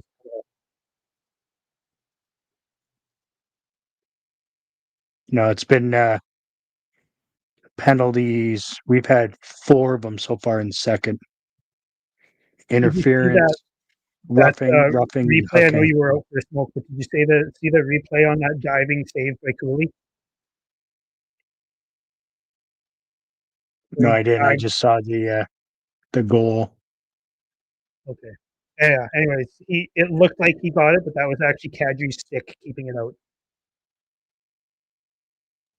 And as Mike said, Cooley is being left out to dry. I honestly think Cooley is the first star of this game so far. He's been 100%. really good. All right, here we go. Let's go. I'll put my glasses on Got a for this. fight. Let's go, Klapka. Klapka's not exactly the big scrapper that he should be at his size, but let's see what he can put forth. Let's go, buddy. McBain can throw. Yeah, I know. I know. Just stay out of his reach. You've got some length. Just fucking use it, bud. Keep him at a distance and jab him till you get a Yeah. shot. There. Yeah, yeah, yeah. Yeah. Oh, they both got a couple good ones in. Yeah. McBain decided he'd had enough and just fucking tackled him. People will do that after getting punched in the cheek, right? It's like, you know Absolutely. what? I'll probably just take this to the ground. Yeah. Everybody's tough as shit until you get punched in the face. Yeah, the Flames needed that little jolt, I think. 12-1 shots Milo. favoring Utah. I'm guessing that's just this period because that makes sense. Yeah. Yeah, it has not been good. Deadly Flames, welcome in. Let's get this W. Hopefully they come back and get some offense going because their second period has been pretty awful. I agree, Shane. The Flames needed that jolt. Good for Clap. Yeah, we need that shake up. It's good. And we all know that now means that Lombo's going to fight. Because he always fights after a fight, doesn't he? That's his favorite thing to do. Yeah. Get that flow going. As long as it's timely.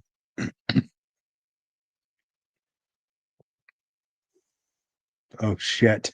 Interesting that they pulled a fourth line shift out of their ass after a fight win. Like I don't understand that. I wouldn't. Yeah. I would have put a different line out there for sure.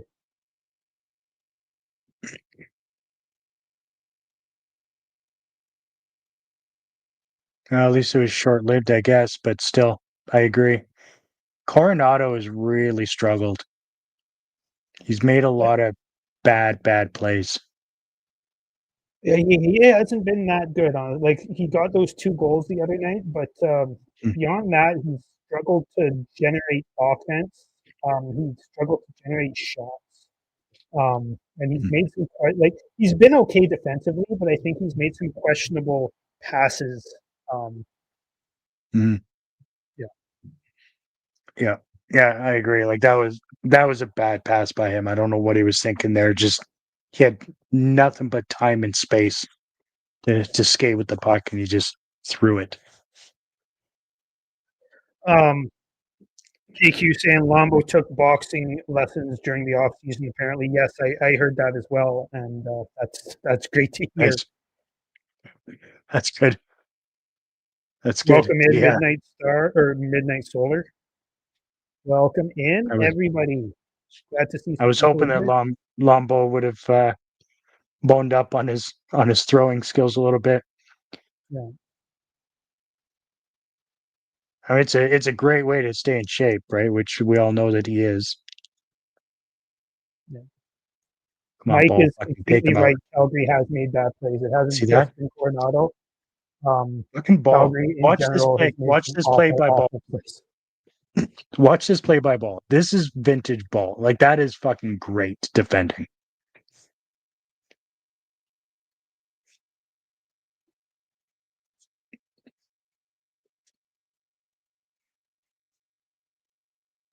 I must Yeah, have of missed it. course. Oh my God. Right, You said Ball or Pahal? Ball. Oh yeah, I missed it then.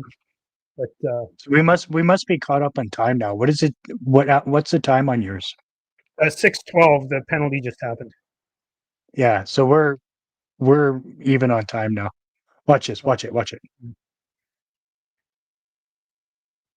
can't even get into Utah's zone. No, we cannot. It's been a rough one to watch, boys. Hopefully they can play a little bit better and maybe stop taking penalties. It's pretty hard to get any offense going if you're taking penalties on every other play. And they're just garbage calls too, right? Yeah, Like after like looks so like do they have a really good acting setup in Utah? a good what? Sorry. Like, acting school? Oh yeah, maybe Like what the fuck was that?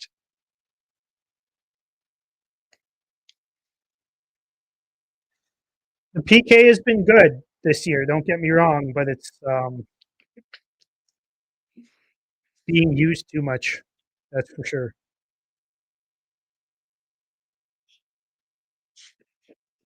Wait a minute. Now I got to figure out who's uh who's Midnight Solar's team.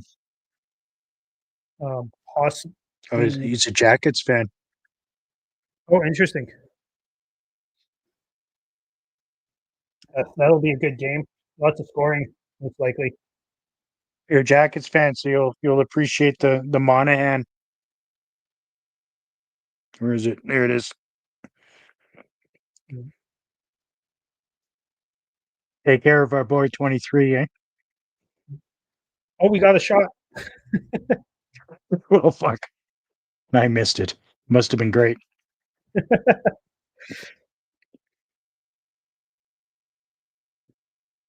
Yeah, Chris has Monahan sitting on his couch for every episode we do. Yeah.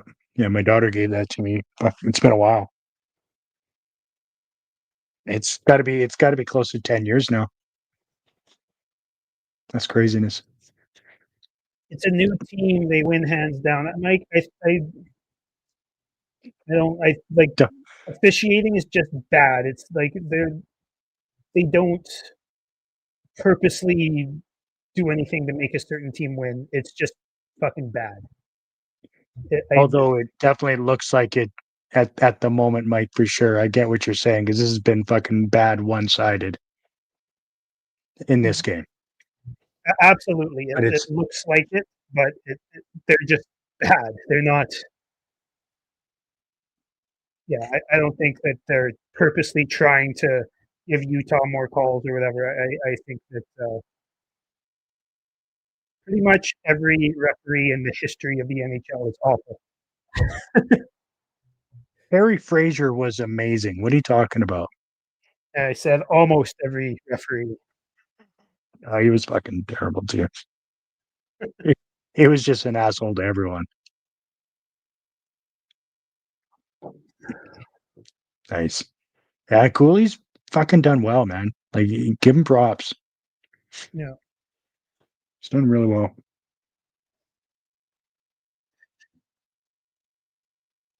Going back to this playing Colorado tomorrow, I don't know if Blackwood's going to be back or not, but Wedgwood has been fucking outstanding for them this year. I've watched a Mm. couple of their games. He has been Like you'd think that Wedgwood is a career backup because he basically has Right. been, but he has been Yeah. outstanding for them all year. Given it's only 3 or 4 games or whatever, but he's been great. Yeah.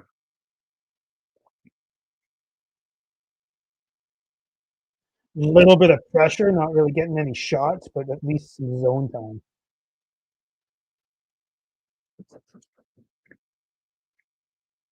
Cooley right now sitting at 926 save percentage.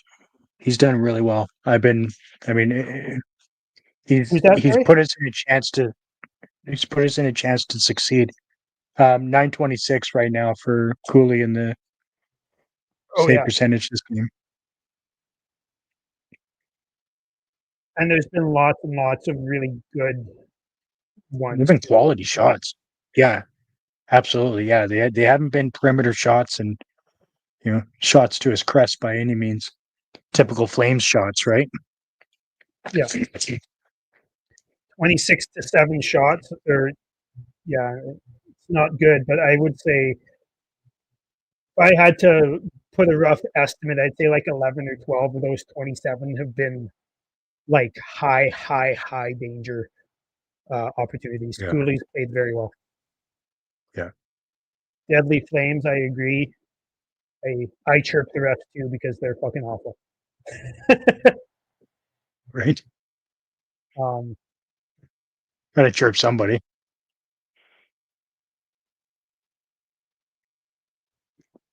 I know. um, Jesus Christ. oh, how did Sorry. that not? Oh, Just having a seizure here. Don't worry. Don't mind me.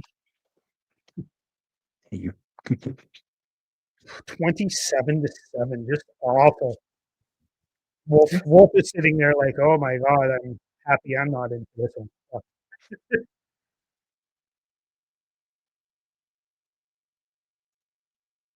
I'm interested to hear what Cooley has to say after the game because one thing I really like about Devin Cooley is his interviews and how candid he is. He's happy to talk about fucking anything and isn't super cliche about it. And he's always excited.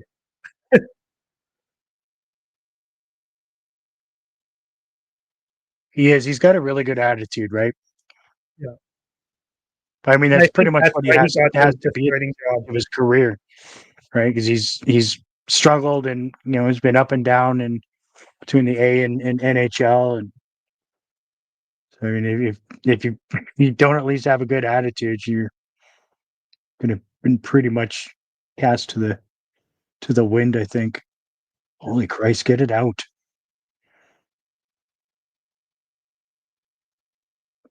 Unreal. Yeah, the Mammoth have something going on here. I can't quite see what it is, but they've got something going on where they are in all of the Flames passing lanes. I don't know if the Flames system is just really easy for them to read, but they seem to not let Calgary get anything going. No, it's frustrating to watch. It's very suffocating, isn't it? Yeah.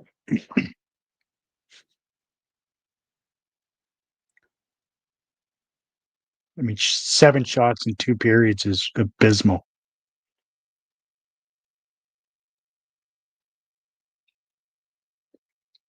Oof. And that average will end up with a whopping 10, maybe 11 shots this game. Let's fucking go. Yeah, Come on. 12 seconds left for me. There it is. 8 shots. Oh, What a play.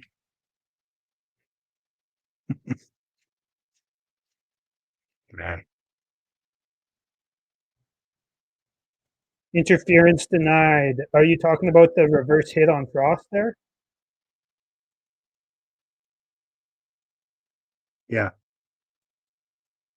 Oops, sorry. I was seeing crazy clips of Sabres fans mad on Instagram. Yeah, um, pretty sure they were the first team of the year to have jerseys thrown on the ice. I think the Rangers Jesus. also have had that, but the Rangers How many, haven't scored a single goal on home ice yet, and I think they played 2 or 3 games. Three. They're only now 4 games into the season. Like, what the hell? Why are they throwing jerseys already? No, I That's agree. hilarious. I mean, I get it from a Sabres standpoint because, I mean, they hold a pro sports record for playoff list years, and Right, it's not started well. right. That's fair. And in their defense in Buffalo, they're also dealing with a NFL team that isn't doing nearly as well as they should be. Absolutely.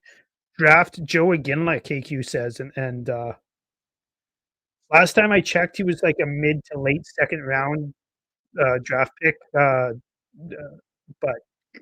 I heard he's been kind of climbing this year. But if he climbs into the late first, I could see us picking him with the Vegas pick, or maybe with one of our seconds or something like that. But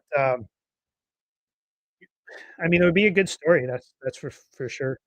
I don't think he's going to be a superstar or anything like that, but he's also one of the youngest guys in the draft class, which is an interesting thing to look at. Right.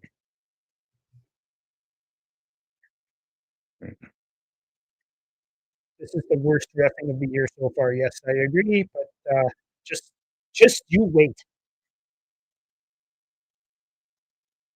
Um, Hey, Tuxedo says, Fisherman Ireland. "I think this is the worst I iteration of the Flames I've seen. Yeah, it hasn't been good. Um, wait a minute. Just what you just said. Just you wait. just you wait." Oh, wait, there's more. We got Islanders fans in here. Welcome, welcome.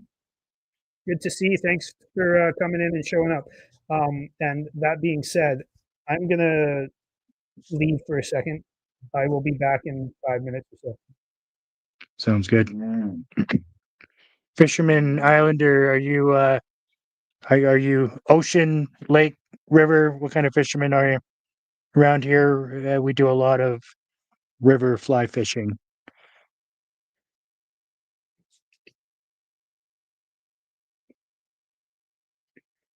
Hey Shane, can you grab me another one too, bud?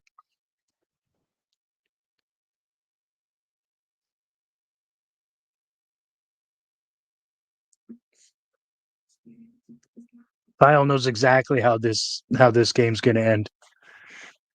You can't have Cooley playing as well as he has been and just leave him out to dry and not pick up an OT win. He deserves it.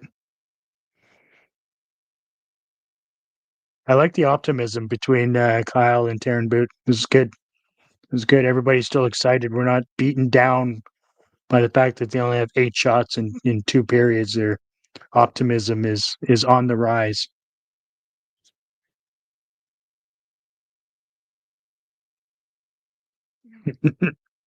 Like I said, optimism, right? Tuxedo optimism. Attaboy, attaboy.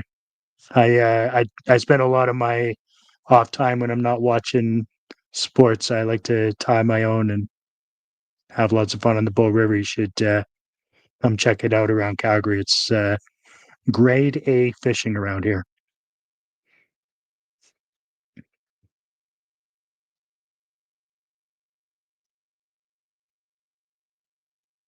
I mean, I don't mind it.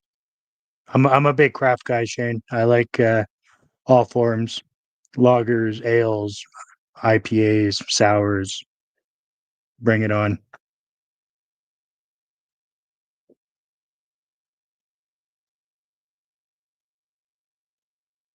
Willie has played really well. It's been exciting to see actually and refreshing considering kind of how he finished the season in the AHL with the Wranglers and a spotty at best preseason. I'll give him. He's played really well.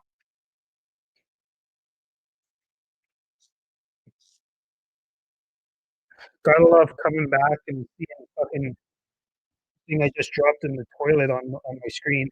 It's Gary Bettman, by the way.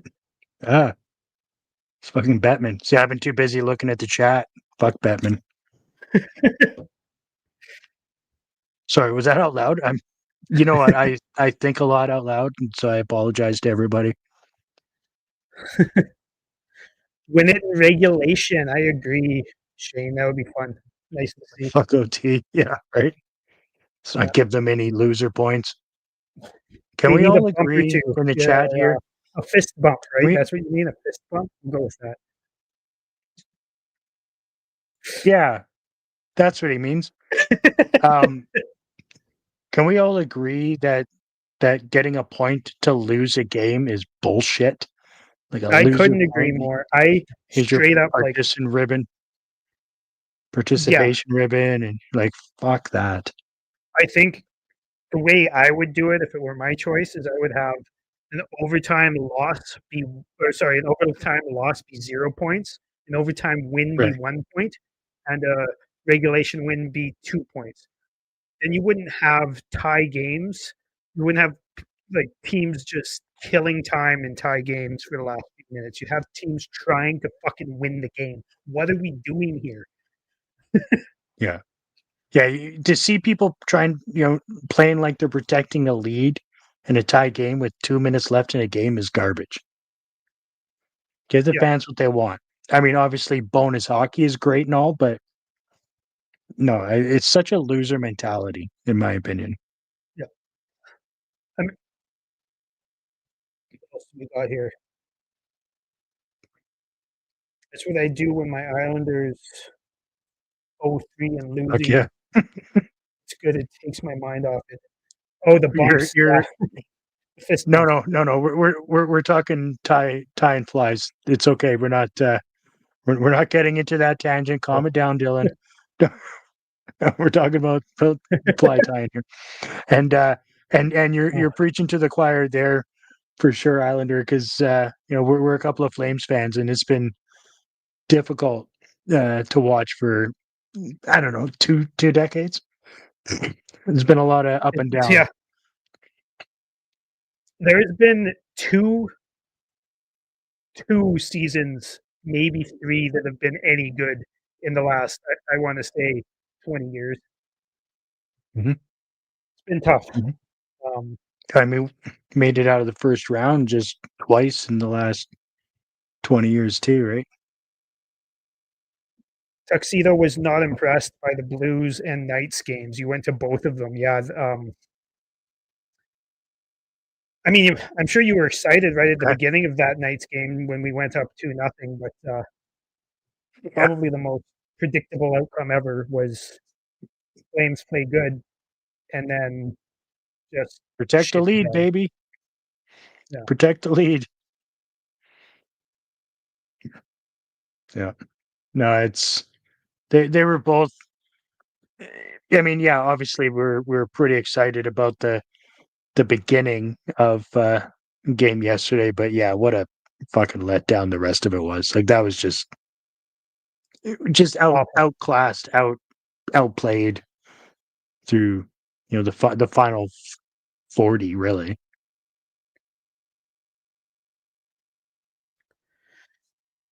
I don't know if it was the final 40, definitely the third period, but honestly, I thought the Flames played pretty good in the first two, but they kind of Mm, let it slip first for away. sure. I wasn't super impressed with the second. I mean, it was okay. Um, yeah, Fisherman Islander. That's really the only thing we ask of you as a Flames fan. Our favorite team is the Flames, and whoever is playing against the Oilers. So go ahead and get that done for us if you wouldn't mind. Plus, I picked up Sorokin in my fantasy league, in our fantasy league, actually. Chris and I are both in it. And Oh, let's just say he's not helping. In fact, he's doing the opposite. He's losing me points. I But mean, that's my fault. I I mean, shouldn't have. It was a panic pick. I should have thought harder on that. Hill really did well for me yesterday in fantasy, right? At least you didn't get Le- the loss, did you? I You shouldn't mean, have got the loss no, for but that. no, it didn't. I didn't get the loss for that Or because they won the game, but it they was won. Yeah, two you didn't nothing get the win when it either. got pulled. It was minus You got two pulled for after the two. game because he only played the 20 minutes. Yeah. Do you think he would have lost the game if he played the entire thing? Not that Schmid Yes. had much to do, but He didn't have a ton to do, but he played well. And yeah, it definitely changed the dynamic of the game. They actually, they responded with it, which is, good for them. yeah. You want to bring ties back? I don't know. Just end the game before overtime starts or after overtime. No, no, ended like 10 minutes, 10-minute period, or even a full 20-minute, and then end in a tie. You each get 1 point. I'm fine with Yeah, that. It's a three I don't point mind shit that that. I fucking can't stand. Yeah, I mean, getting a point for losing a game is bullshit. Period. Yeah, Yeah, 10-minute. Yeah, yeah, it was 10 minutes, right? But I'm even okay with a 20-minute sudden death, right? yeah.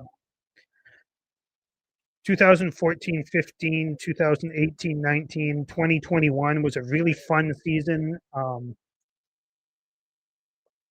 I think 21, that 22. That's 18, when you came 19 would here, have come that Dylan, wasn't it? kids.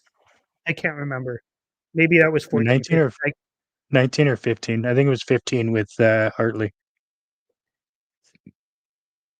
Yeah, that's true. Yeah, yeah, that would have been 18 would have been Trying to think of a what little bit was exciting more, about maybe 18, more. 19. Yeah. Yeah. Good, And then yeah, good show. 21, 22. I think is when you came into town when we went to a couple of Dallas games in the playoffs, right? Yeah, yeah, that was a lot of that. That whole season was fun because we had the highest scoring line in the league. We had multiple elite players. We had Anderson and Hannafin looked like a really good pair.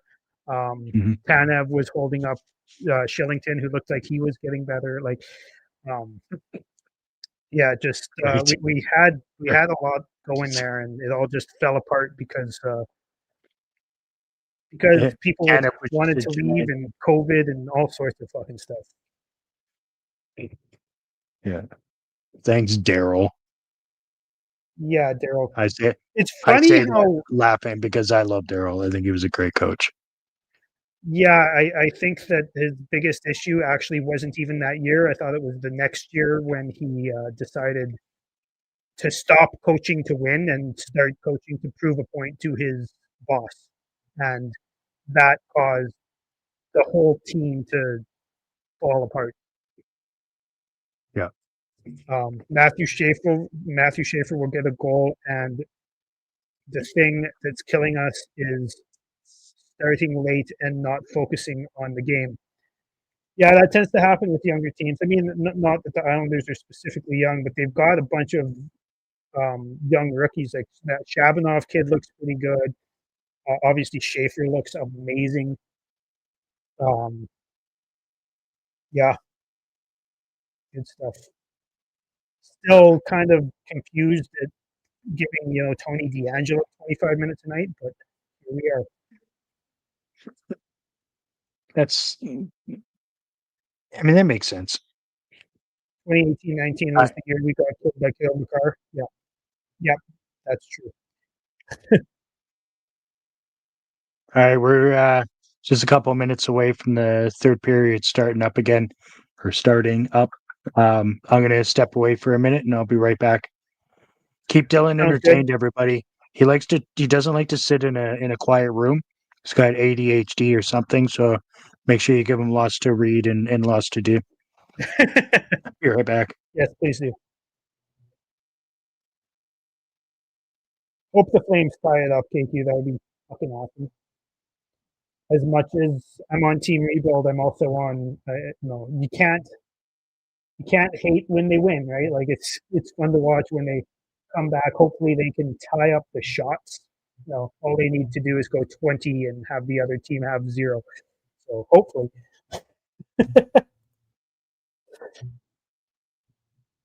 Flames fans are like friends, and Johnny Hockey passed Flames and Columbus were in unity, and I like that. Yeah, that's true. Um, I also think that it's not just Johnny. It's I think Eric Branson even was a big guy that Flames fans loved that 1 year, 2 years, 1 year he was in Calgary. He was a really good uh, third pair guy for us. Um, kind of held Zadorov's defensive deficiencies at bay, and yeah, also obviously Monahan, who should never have been traded. That was an absolutely awful deal. Just put the guy on IR and let him heal. Like, what? Why are you trading away cap space when you can just IR it? Absolutely retarded. But yes, there's all sorts of stuff. The Johnny thing as well, obviously. Got a signed Gaudreau jersey up there. Sutter got sold out. Remember how hard the media rode, and now he's gone, and we can have fun, and Huberdeau will be himself again. Yeah, I don't think he got sold out because I think that was true. Honestly, like he was a really like. There's a reason that the LA Kings, after winning a fucking two Stanley Cups with him, I believe, locked him out of the dressing room right before he got fired, and had a team meeting right before he got fired. He has a shelf life. He is a great coach, but he has a very short shelf life, and he people or teams, even like um, you could argue those Kings teams was before guys got soft, whatever you want to, however you want to say that, and they still got fucking sick and tired of him.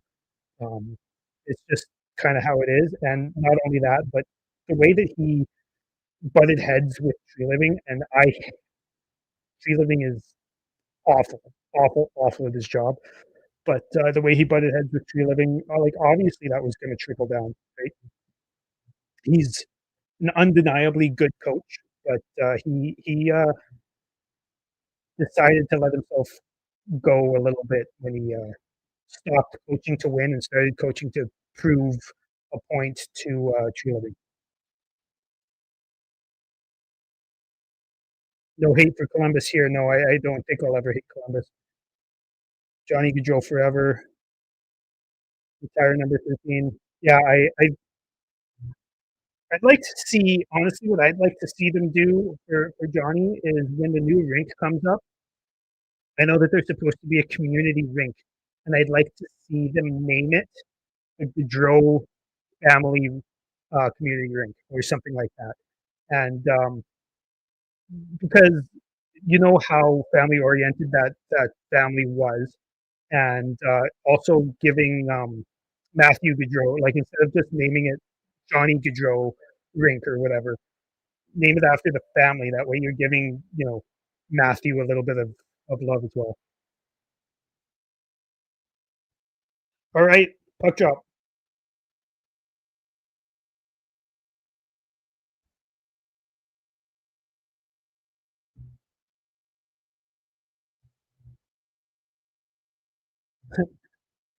The Islanders fan enjoys the fact that the Rangers haven't scored at home. Yeah, I would assume you have. I like it when Edmonton struggles, so makes sense.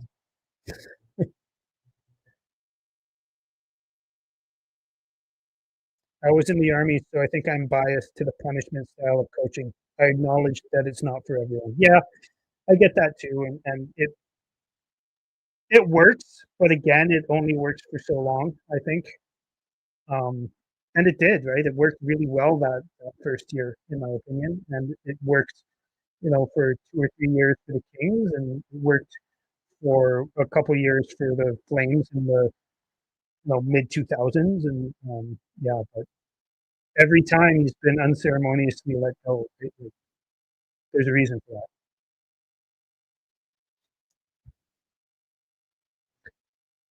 All right, boys, let's get some shots on net. Let's get some.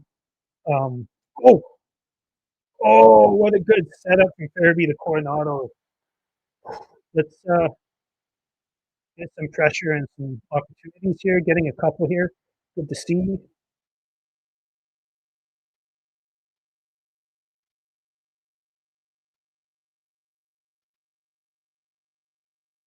Chris, the game is good, man. The Flames seem to be doing all right this period so far. We're only about a minute and a half in, but going well.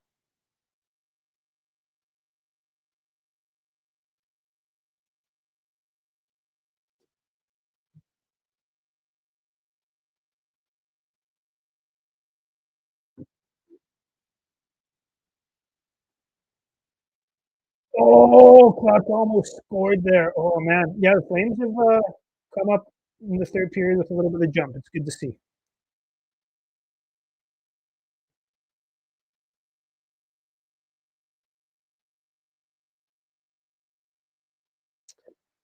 Joel, I'll let somebody else answer that because I don't want to. I don't want to say that out loud. I know some places, but I'll let somebody else answer that because I don't want to get taken off YouTube.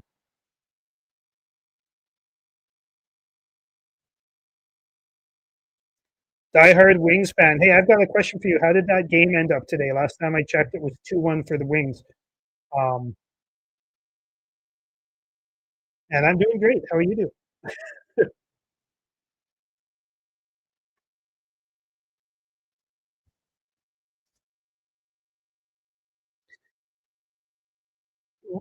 Defensive zone, defensive zone start for the Flames. Back with the face-off win. Konzak with a good forecheck. I think Konzak's NHL ready, guys. I don't know what you all think, but I think Konzak is NHL ready.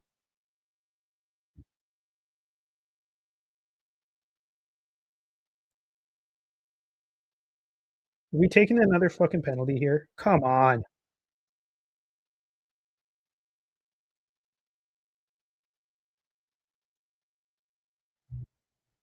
Awesome 4-1 for the Red Wings over the Panthers. That's good to know. I was facing Bobrovsky in my fantasy week this week, so good to know he lost.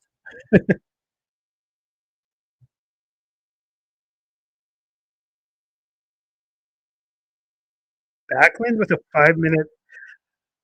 I'll give the referees credit on this, and it may or may not work for or against the Flames, but they're using this 5 minute call that like a lot this year and last year, where they can review it and decrease it if they're not sure. I do like that.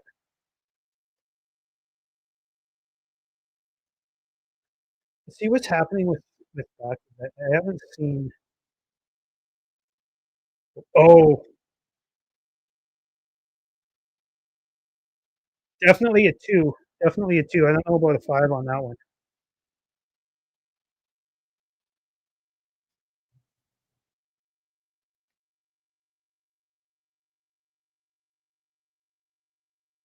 It better not be a Hoping the five. Wings make the playoffs. Yeah, yeah, that would be. It'd be nice to see. I think that I think the Senators probably have a little bit of a higher chance.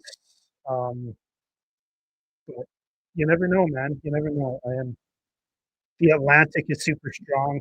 I don't know. It would be fun to see if I think it's time for the Wings and the Sabres and the Senators to like take real steps. It should only be a 2 minute. It's definitely a penalty, but it should only be two. I agree with you there, Mike. There's no reason for that to even be called a five to begin with, in my opinion. But Yeah, well, they did it because they weren't sure, and I was actually applauding the refs for doing that a lot this year, where they call the five so it can be reviewed and make sure that they get it right. Now, do they always get it right? I don't know about that. They got this one right. I feel like they got one wrong last night, but that's okay. No, they did, but they're using it. Yeah. Last night? You mean the one with Zeri a few nights ago? Yeah, last night. Was it last night? I can't remember. Yeah, there was I mean, Yeah, they 'cause there's called one two there's one times that we and did, and then increased both of them in that for a very similar play, but I do think the hit on Zeri was a little bit more predatory. mm, yeah. Yeah.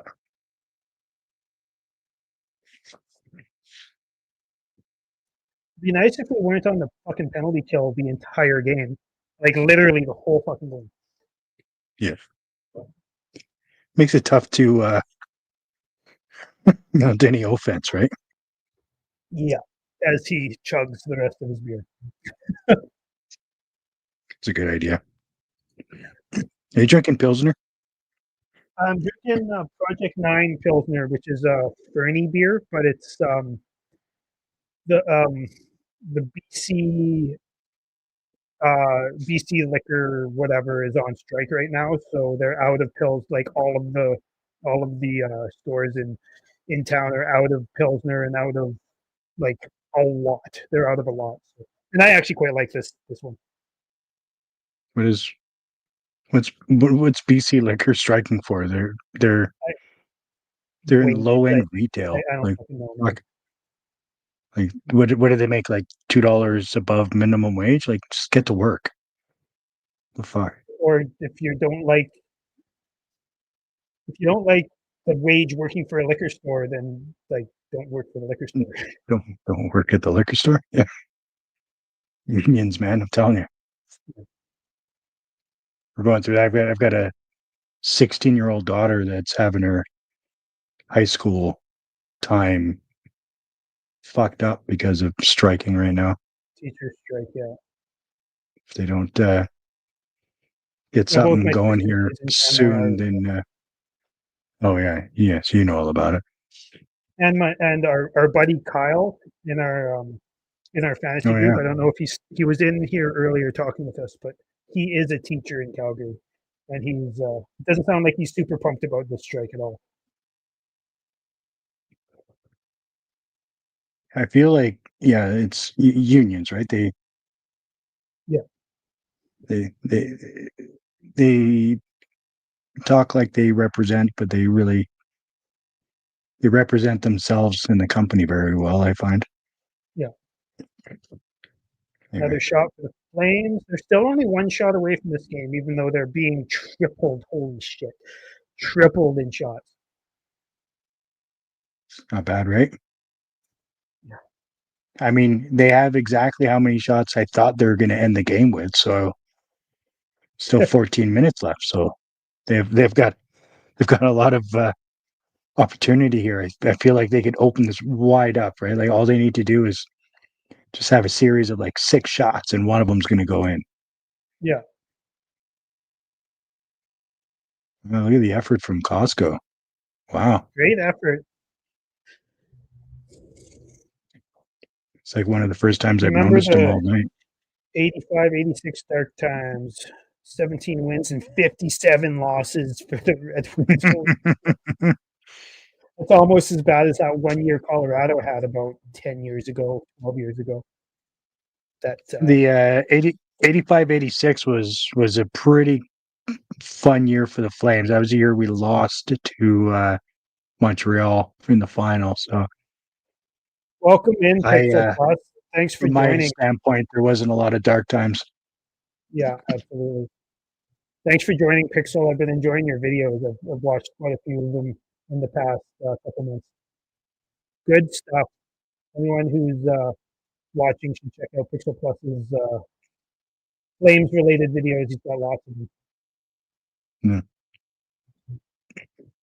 They have been extremely slow though. Like, come on, like you got to bury that chance. Oh man, they're getting Got some to bury that. opportunities this period, which is great to see. Yeah, but then yeah, exactly. We're getting opportunities, but then we've got Farabee and the slumping 27 on the ice right now, right? So it's like, Are they chanting veggie? I love that. I think that the Melka has one of the best names in the oh league. yeah, yeah. They finally decided to skate in the third. Yes, they did. Well, the Flames are notorious for playing really hard for one period a game, right? Yeah. They're a solid 20-minute team. Be nice if we As get soon one of as they these figure balls out one of these 40 to 60 minutes worth of solid play, man, they're going to be deadly. days. Don't get too far ahead of yourself, Chris. It's been a No, while since we've seen that. it's been quite some time, yes.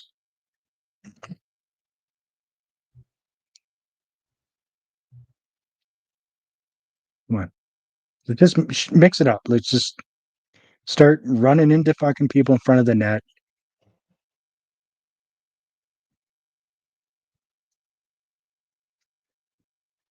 Or not, They're hey, starting to snake bitten. generate. They're buzzing. They're carrying play a little bit here, which is nice to see. Yeah.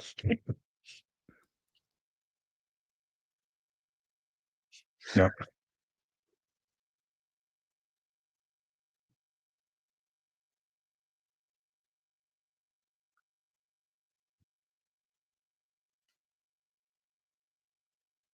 Sportsnet must Welcome have in Armageddon Death.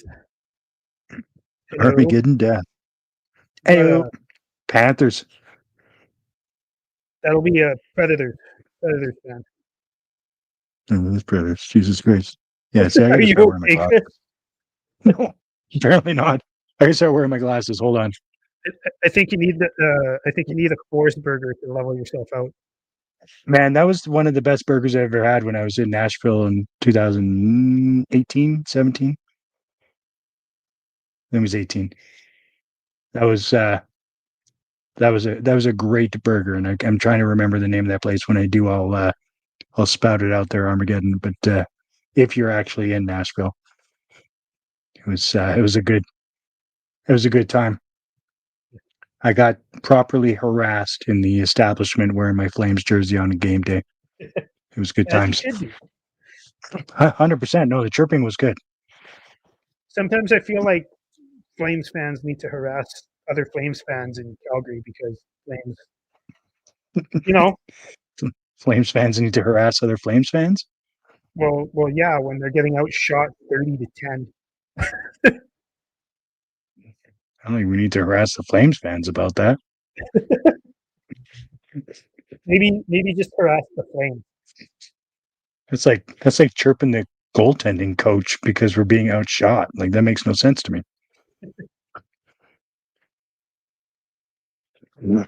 I think the goaltending coach has been doing okay with Cooley, whatever he's done. Again, like I said, this Clearly. happened through the second. Cooley has been the first star, and Maybe he's are we and sure he's that's not Wolf on stilts in disguise? it very well could be. Um, the only thing I'm going to say is it's not, Oh, and I can tell because the oh, rebound control is fair. Yeah, questionable. yeah. Well, you'd be questionable with your rebound control and your side to side movement if you're a Wolf on stilts, right? That is true, and That is also offside by because fucking 10 feet. not even close to flexible. But that's besides the point. Right.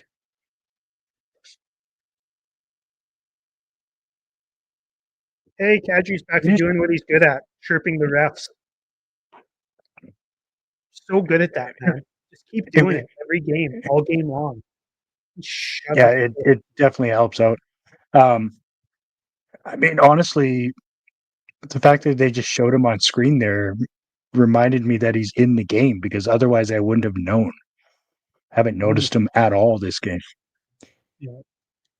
which is exactly what you want from your top line center, right? Is not to be noticed at all in a Yeah. 2-1 game in Utah. Top line center, third pairing D, whatever. Yeah, yeah. Look at that. Oh, come on. Let's go. Oh, Let's fucking go. Bahal's just making shit happen. He doesn't give a damn. He's absolutely. this is good. Have a good night, That's what I Midday like to Star, and see. good luck. Good luck tomorrow against the Avs. Yeah, hell yeah. Hopefully a Monahan hat trick. Actually, hopefully a Fantilli hat trick because that'll help my greedily. That'll help my fantasy team. No, he can have the 3 assists with the Monahan hat trick. Yeah, I'll be Let's happy go with that. 23. Thanks for coming in too, everyone who's here. Thanks for coming in, and make sure to follow us and subscribe and all that good stuff. We are going to record an episode tomorrow, I believe, and then put it out on Friday. So make sure you check that one out. Really has been on, honestly. I have really, really enjoyed it. I've said it about 17, 20 times. Cooley has been really good. Right.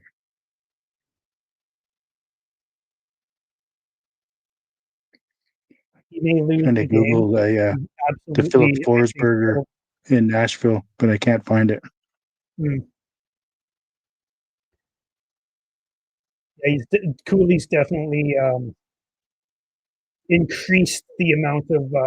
Hanzak with a partial break. Oh, yeah, Cooley's definitely increased the amount of trust the coaching staff has in him tonight. Like, even if he loses, he's played very, very well.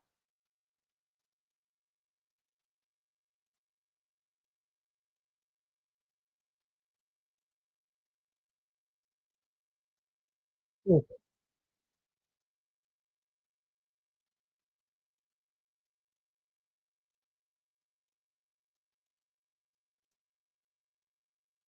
Let's go Coronado. Let's go Coronado and let's go 91 out of B. Time you actually Chirp. draw a penalty. Chirp. I feel like I'm way behind this Deadly Flames guy. Something happened with Coronado. He hasn't been on the ice. Still watching the trip on Kadri, Right. which is That's honestly great. looks like he just drove into the goalie and maybe didn't deserve that one. But hey, we'll take it after quite a few missed calls, I'd say. I mean, the goalie put his stick out and took both of his feet out. That is definitely a penalty. Yeah. As Pixel Plus Hockey says, Cooley has been very inconsistent in his hockey career, but he has been great tonight. His leash just got a little bit longer. I couldn't agree more. I watched your video today, and I believe you were talking. Was it today? Maybe yesterday, and you were talking about that. Yeah, I didn't have a whole lot of trust in Cooley coming out of the preseason either, man. But it's been really, really good today. Yeah. Welcome in from Chicago.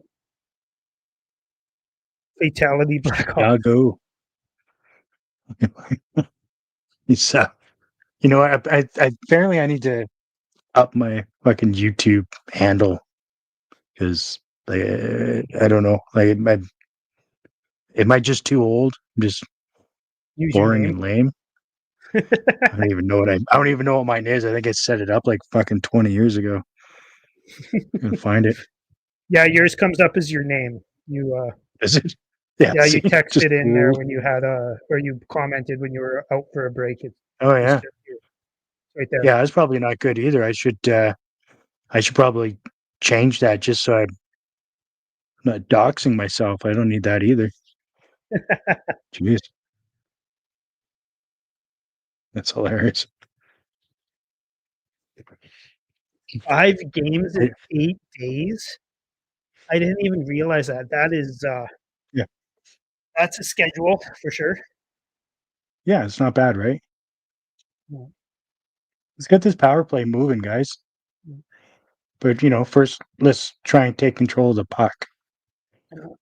I gotta say, I think Deadly Flames was just saying, "Let's go Coronado," because he'd like to see Coronado score a goal, not because Coronado did anything. Right. Yeah. No, it's just he's trying to pump them up, which is good. The Let's go, Blackhawks Frosty. are Let's go. beating the Blues 7-2 right now. Holy shit! That is a huge rivalry too, eh? The Hawks and Blues. I didn't Absolutely. realize that it was such a hated rivalry. I was in St. Louis that same trip that I was in Nashville, and talking to some of the Blues fans, and I was really surprised with how much they hate the Hawks. Like it was great. Yeah. It was like 80s to early 2000 Flames Oilers type chirping. Like I was super impressed by it. It was great.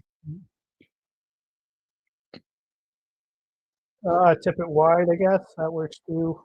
I wish the Flames would stop with the fucking bumping back on the rush on the power play in the neutral Correct. zone. Like Yeah. it only worked sometimes with Gaudreau, and he was Look at this. actually good at it, and it only worked sometimes. Now they don't have anyone even kind of like that, and it never works.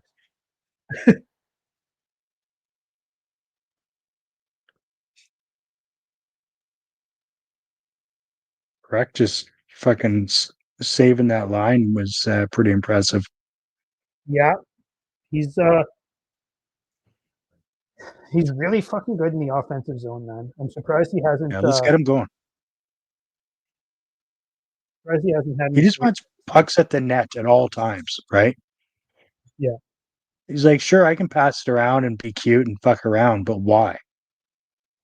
Like you can't score unless the puck's going towards the net. Yeah. Just get it there and mix it up. That's what I like to see.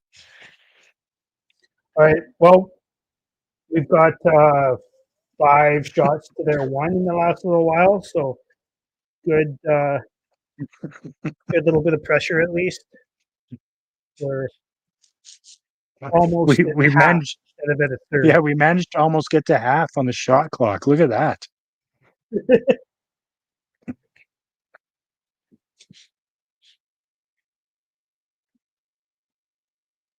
Just past the 7 minutes left mark. Context board battles, man. His board battles are like he Yeah. just held 3 of them off by himself Yeah, for like exactly. quite a bit of time. That's what I was saying at the beginning. Like his efforts in the corners and on the boards has been fucking great. That's what I was expecting from him last When we year or the year before after we drafted him, right? Because that's agree. kind of what I noticed in the scouting reports and the YouTube videos that I watched when I was hoping at that point that we were going to draft him when I was on that live. Oof. We're lucky Nope. that was the Nope. penalty. Nope. Just zip it.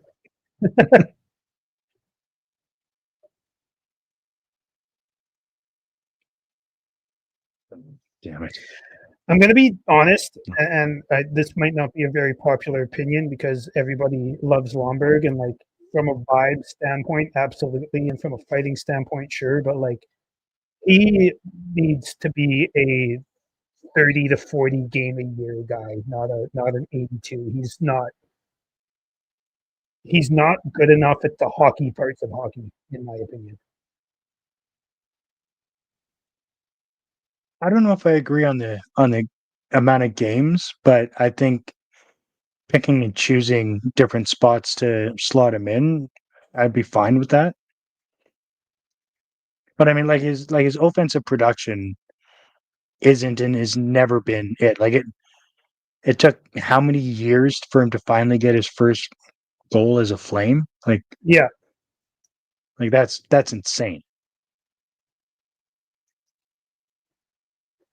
sorry, the Flames are getting some pressure here, so it's nice Yeah, to this see. is nice. Yeah. It's under 5 minutes left in the third. Oh, oh, I thought that stayed in too. That Fuck. shouldn't have been offside. I don't think. I don't think that went over the line, but I'd have to watch the replay. Reichel got 2 goals. How did Frank Nazar do? I'm curious. KQ,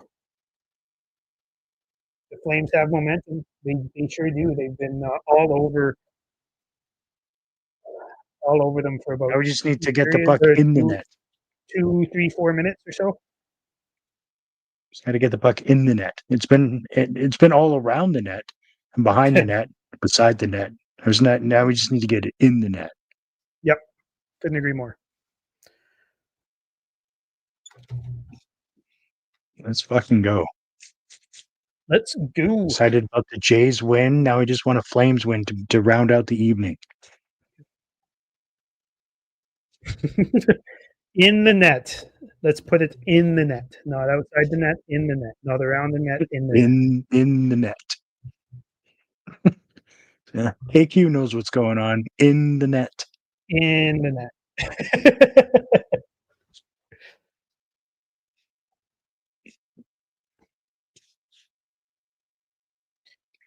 Bloody hell. Like I said earlier, make sure you check out our episode we're going to put out on Friday. Yeah, it should be Kind of out. recap the beginning of the season. Should be out around 7 a.m. Friday morning, Mountain Standard Time.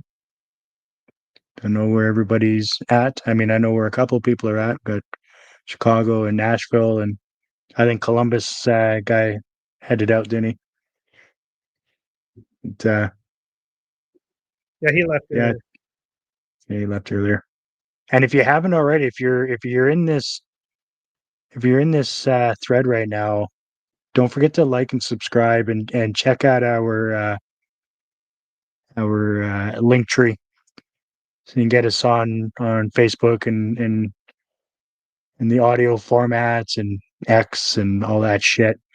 Plus, if you're ever looking for a kick-ass band to support and get accustomed to, the Rocky Mountain Maniacs out of Calgary is the band that made the song that we stole for our intro and exit on all our videos. They're a great Calgary band. Check them out online and maybe catch one of the shows. Actually, they're pretty good live. They're pretty fun. Good group of dudes. 8-3. Bloody hell. Is that a Surprising. Buffalo Senators game? What is happening? What's happening? Lots of scoring in the NHL tonight, just not from the Flames, shockingly enough. Not from the Flames. 8-3. It's not bad. It's not bad.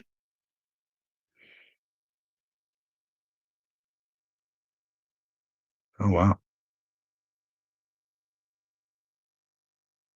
Scoring by committee, too. That's insane. Mm-hmm. You get a point. You get a point. Everyone gets a point. Yeah, it's embarrassing when you let your most hated rival into your barn and they embarrass you like that. That sucks. The Flames going to tie it up. Arizona fan here upset with Utah. I mean, If I were they're you, certainly trying. they certainly are trying. If I were you, I would be way more upset with Alex Murillo than with Utah. Arizona is going to get another team. Absolutely. Oh, what a Oh. good chance for Coronado. Arizona's going to get another team in a couple of years, most likely, but the ownership of the team was 100% the problem. They didn't pay their bills.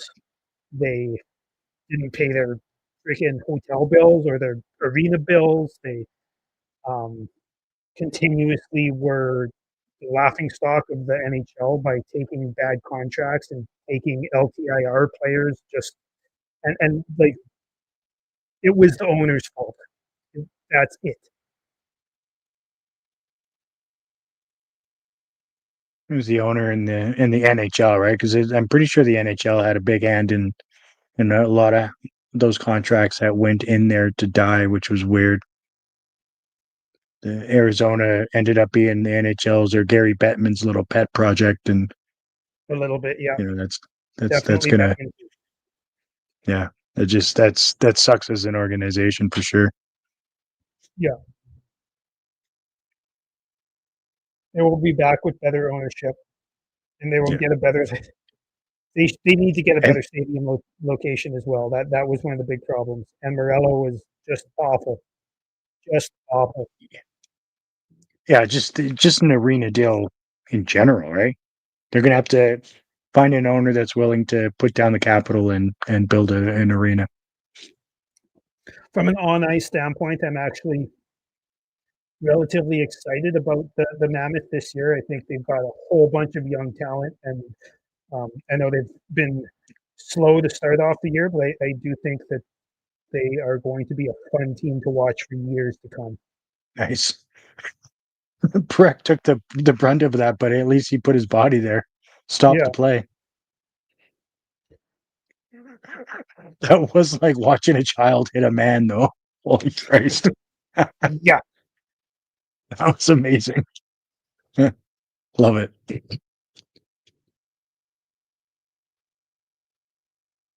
Well, they're catching up. They're 19-31 now, which was Yeah. what was it, 10-30 earlier? So It was are they 10 just to 30, and then they got another shot within like a minute, and it's been all Calgary since. So, yeah?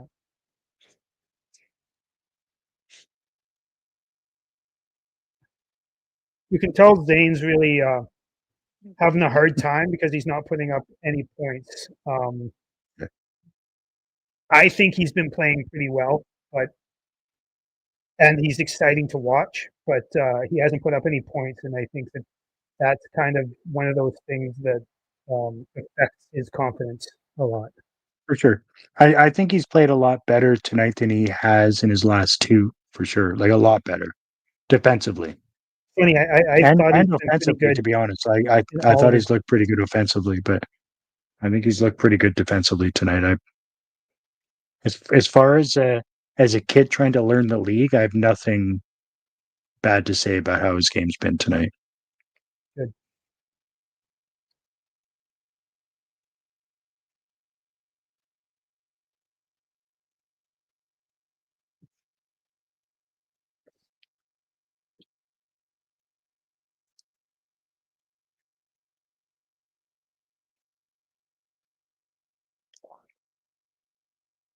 Oh, How is it our Anderson how is almost it getting beat by a Kraut. defender that is the one that goes in the corner to pick up that round the net pass and not a single forward's anywhere to be seen? Yeah, And what is happening? Zari, I'm looking at you.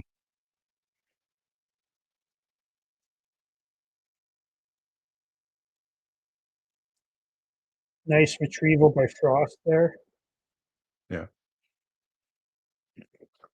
Yeah. Some support by Coronado, which is nice.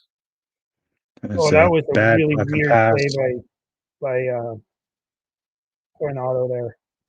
Yeah. Yeah, he's Not made sure some what he really was thinking. weird choices, eh? Yeah. Yeah, he's not seeing the ice very well right now, which is weird. He's panicking. I feel like he must have had a hit in the last couple of games where it hurt him and he felt super uncomfortable with it because he's really rushing every play he does right now. Quite possibly. Fuck. Yeah, man, I have no problem with hockey in the desert. I just have a problem with that ownership group that was there. Oh yeah. No, I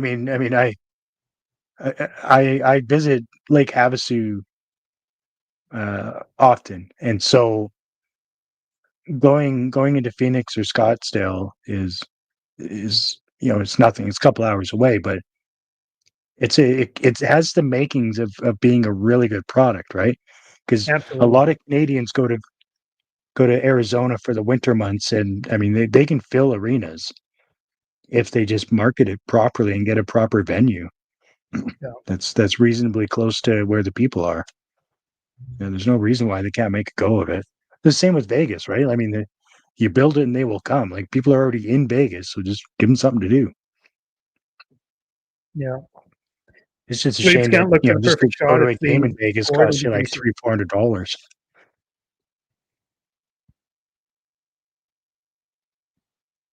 Yeah, if the Flames score, it will be greasy. I can't.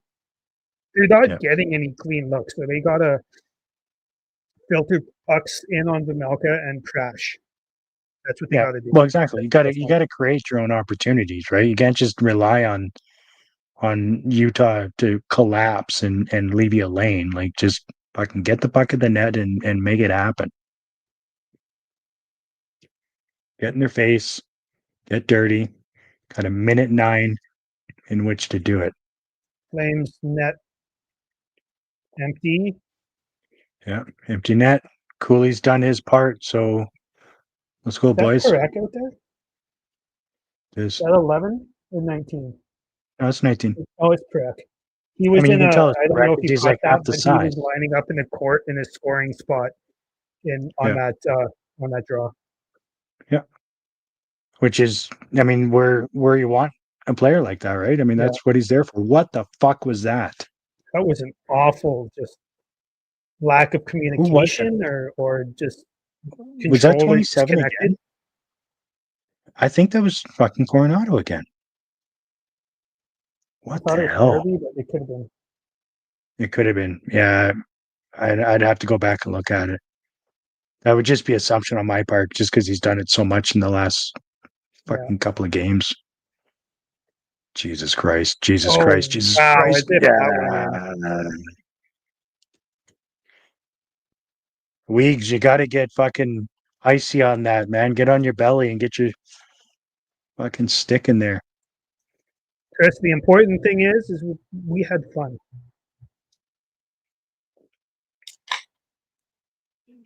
Fun. Sure did, Taryn. How's Team Tank feeling today? If any of you are on here, I'm Team Rebuild, which is different than Team Tank, but yeah, how's Team Tank feeling? Team Tank. Was War that like game, was that a dig at me? Like, am I Team Tank? No, I'm talking to the 12 people watching. The 12 people. Yes. The masses. Yeah. I mean, honest, I I didn't expect us to go, 1-3 to start the season. Though I also didn't expect us to not go 1-3 to start the season, right?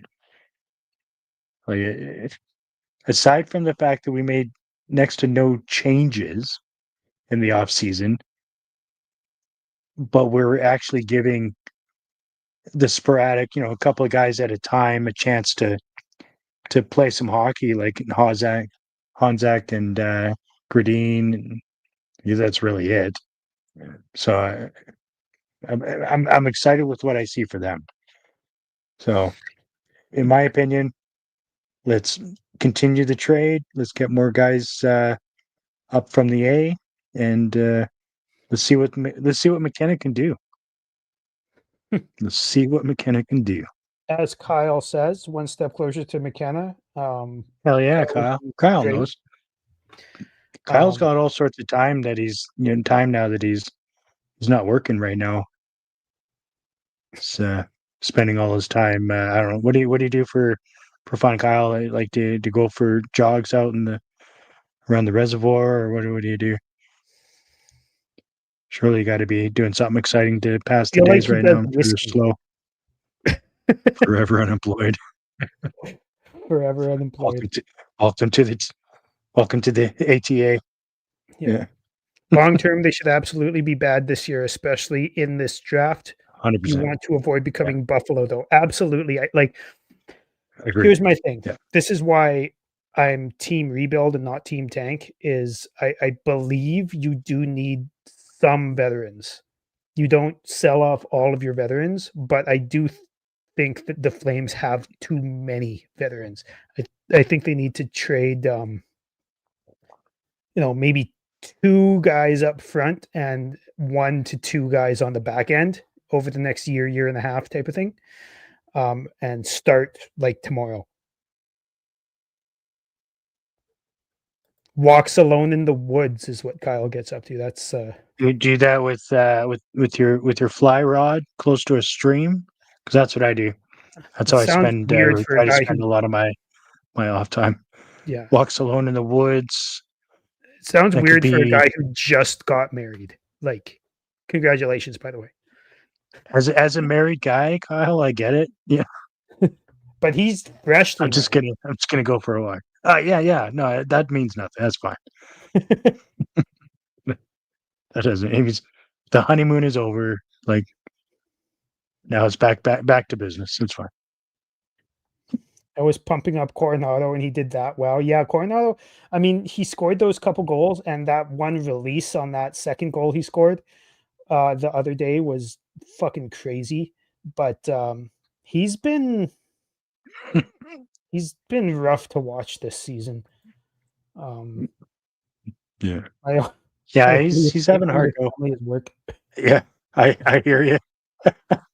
Yeah, that's right. I own a business, and so it's like, oh, I've just putting in some work, trying to make sure that things are running smoothly. Damn it, it's going to be another 12-hour. I'll be home soon. Love you. Yeah. God damn it, Matt. Yeah. At least you came in afterwards. Make Yeah, sure you good to see ya. turn those Wah, wah. notification bells on so you don't miss it. Nice. Well done, Dylan.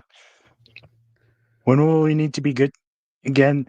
That'll be the beginning of the 27-28 season when the new arena's available, I think. Yeah, that sounds about right. Have a good night, miserable Sabres fan. I just love that. By the way, that's incredible. Yeah, congrats on the win tonight. Yes, congrats on the win. It was a good kick-ass win. Yeah. All right. Thanks for joining. Make sure you like and subscribe. Make sure you check out our new episode coming out on Friday morning. We're gonna recap the season so far and give some NHL wide predictions. Should be fun. And cheers, everybody. Cheers. Go Flames, Thanks go. for tuning in, everybody. Go Flames.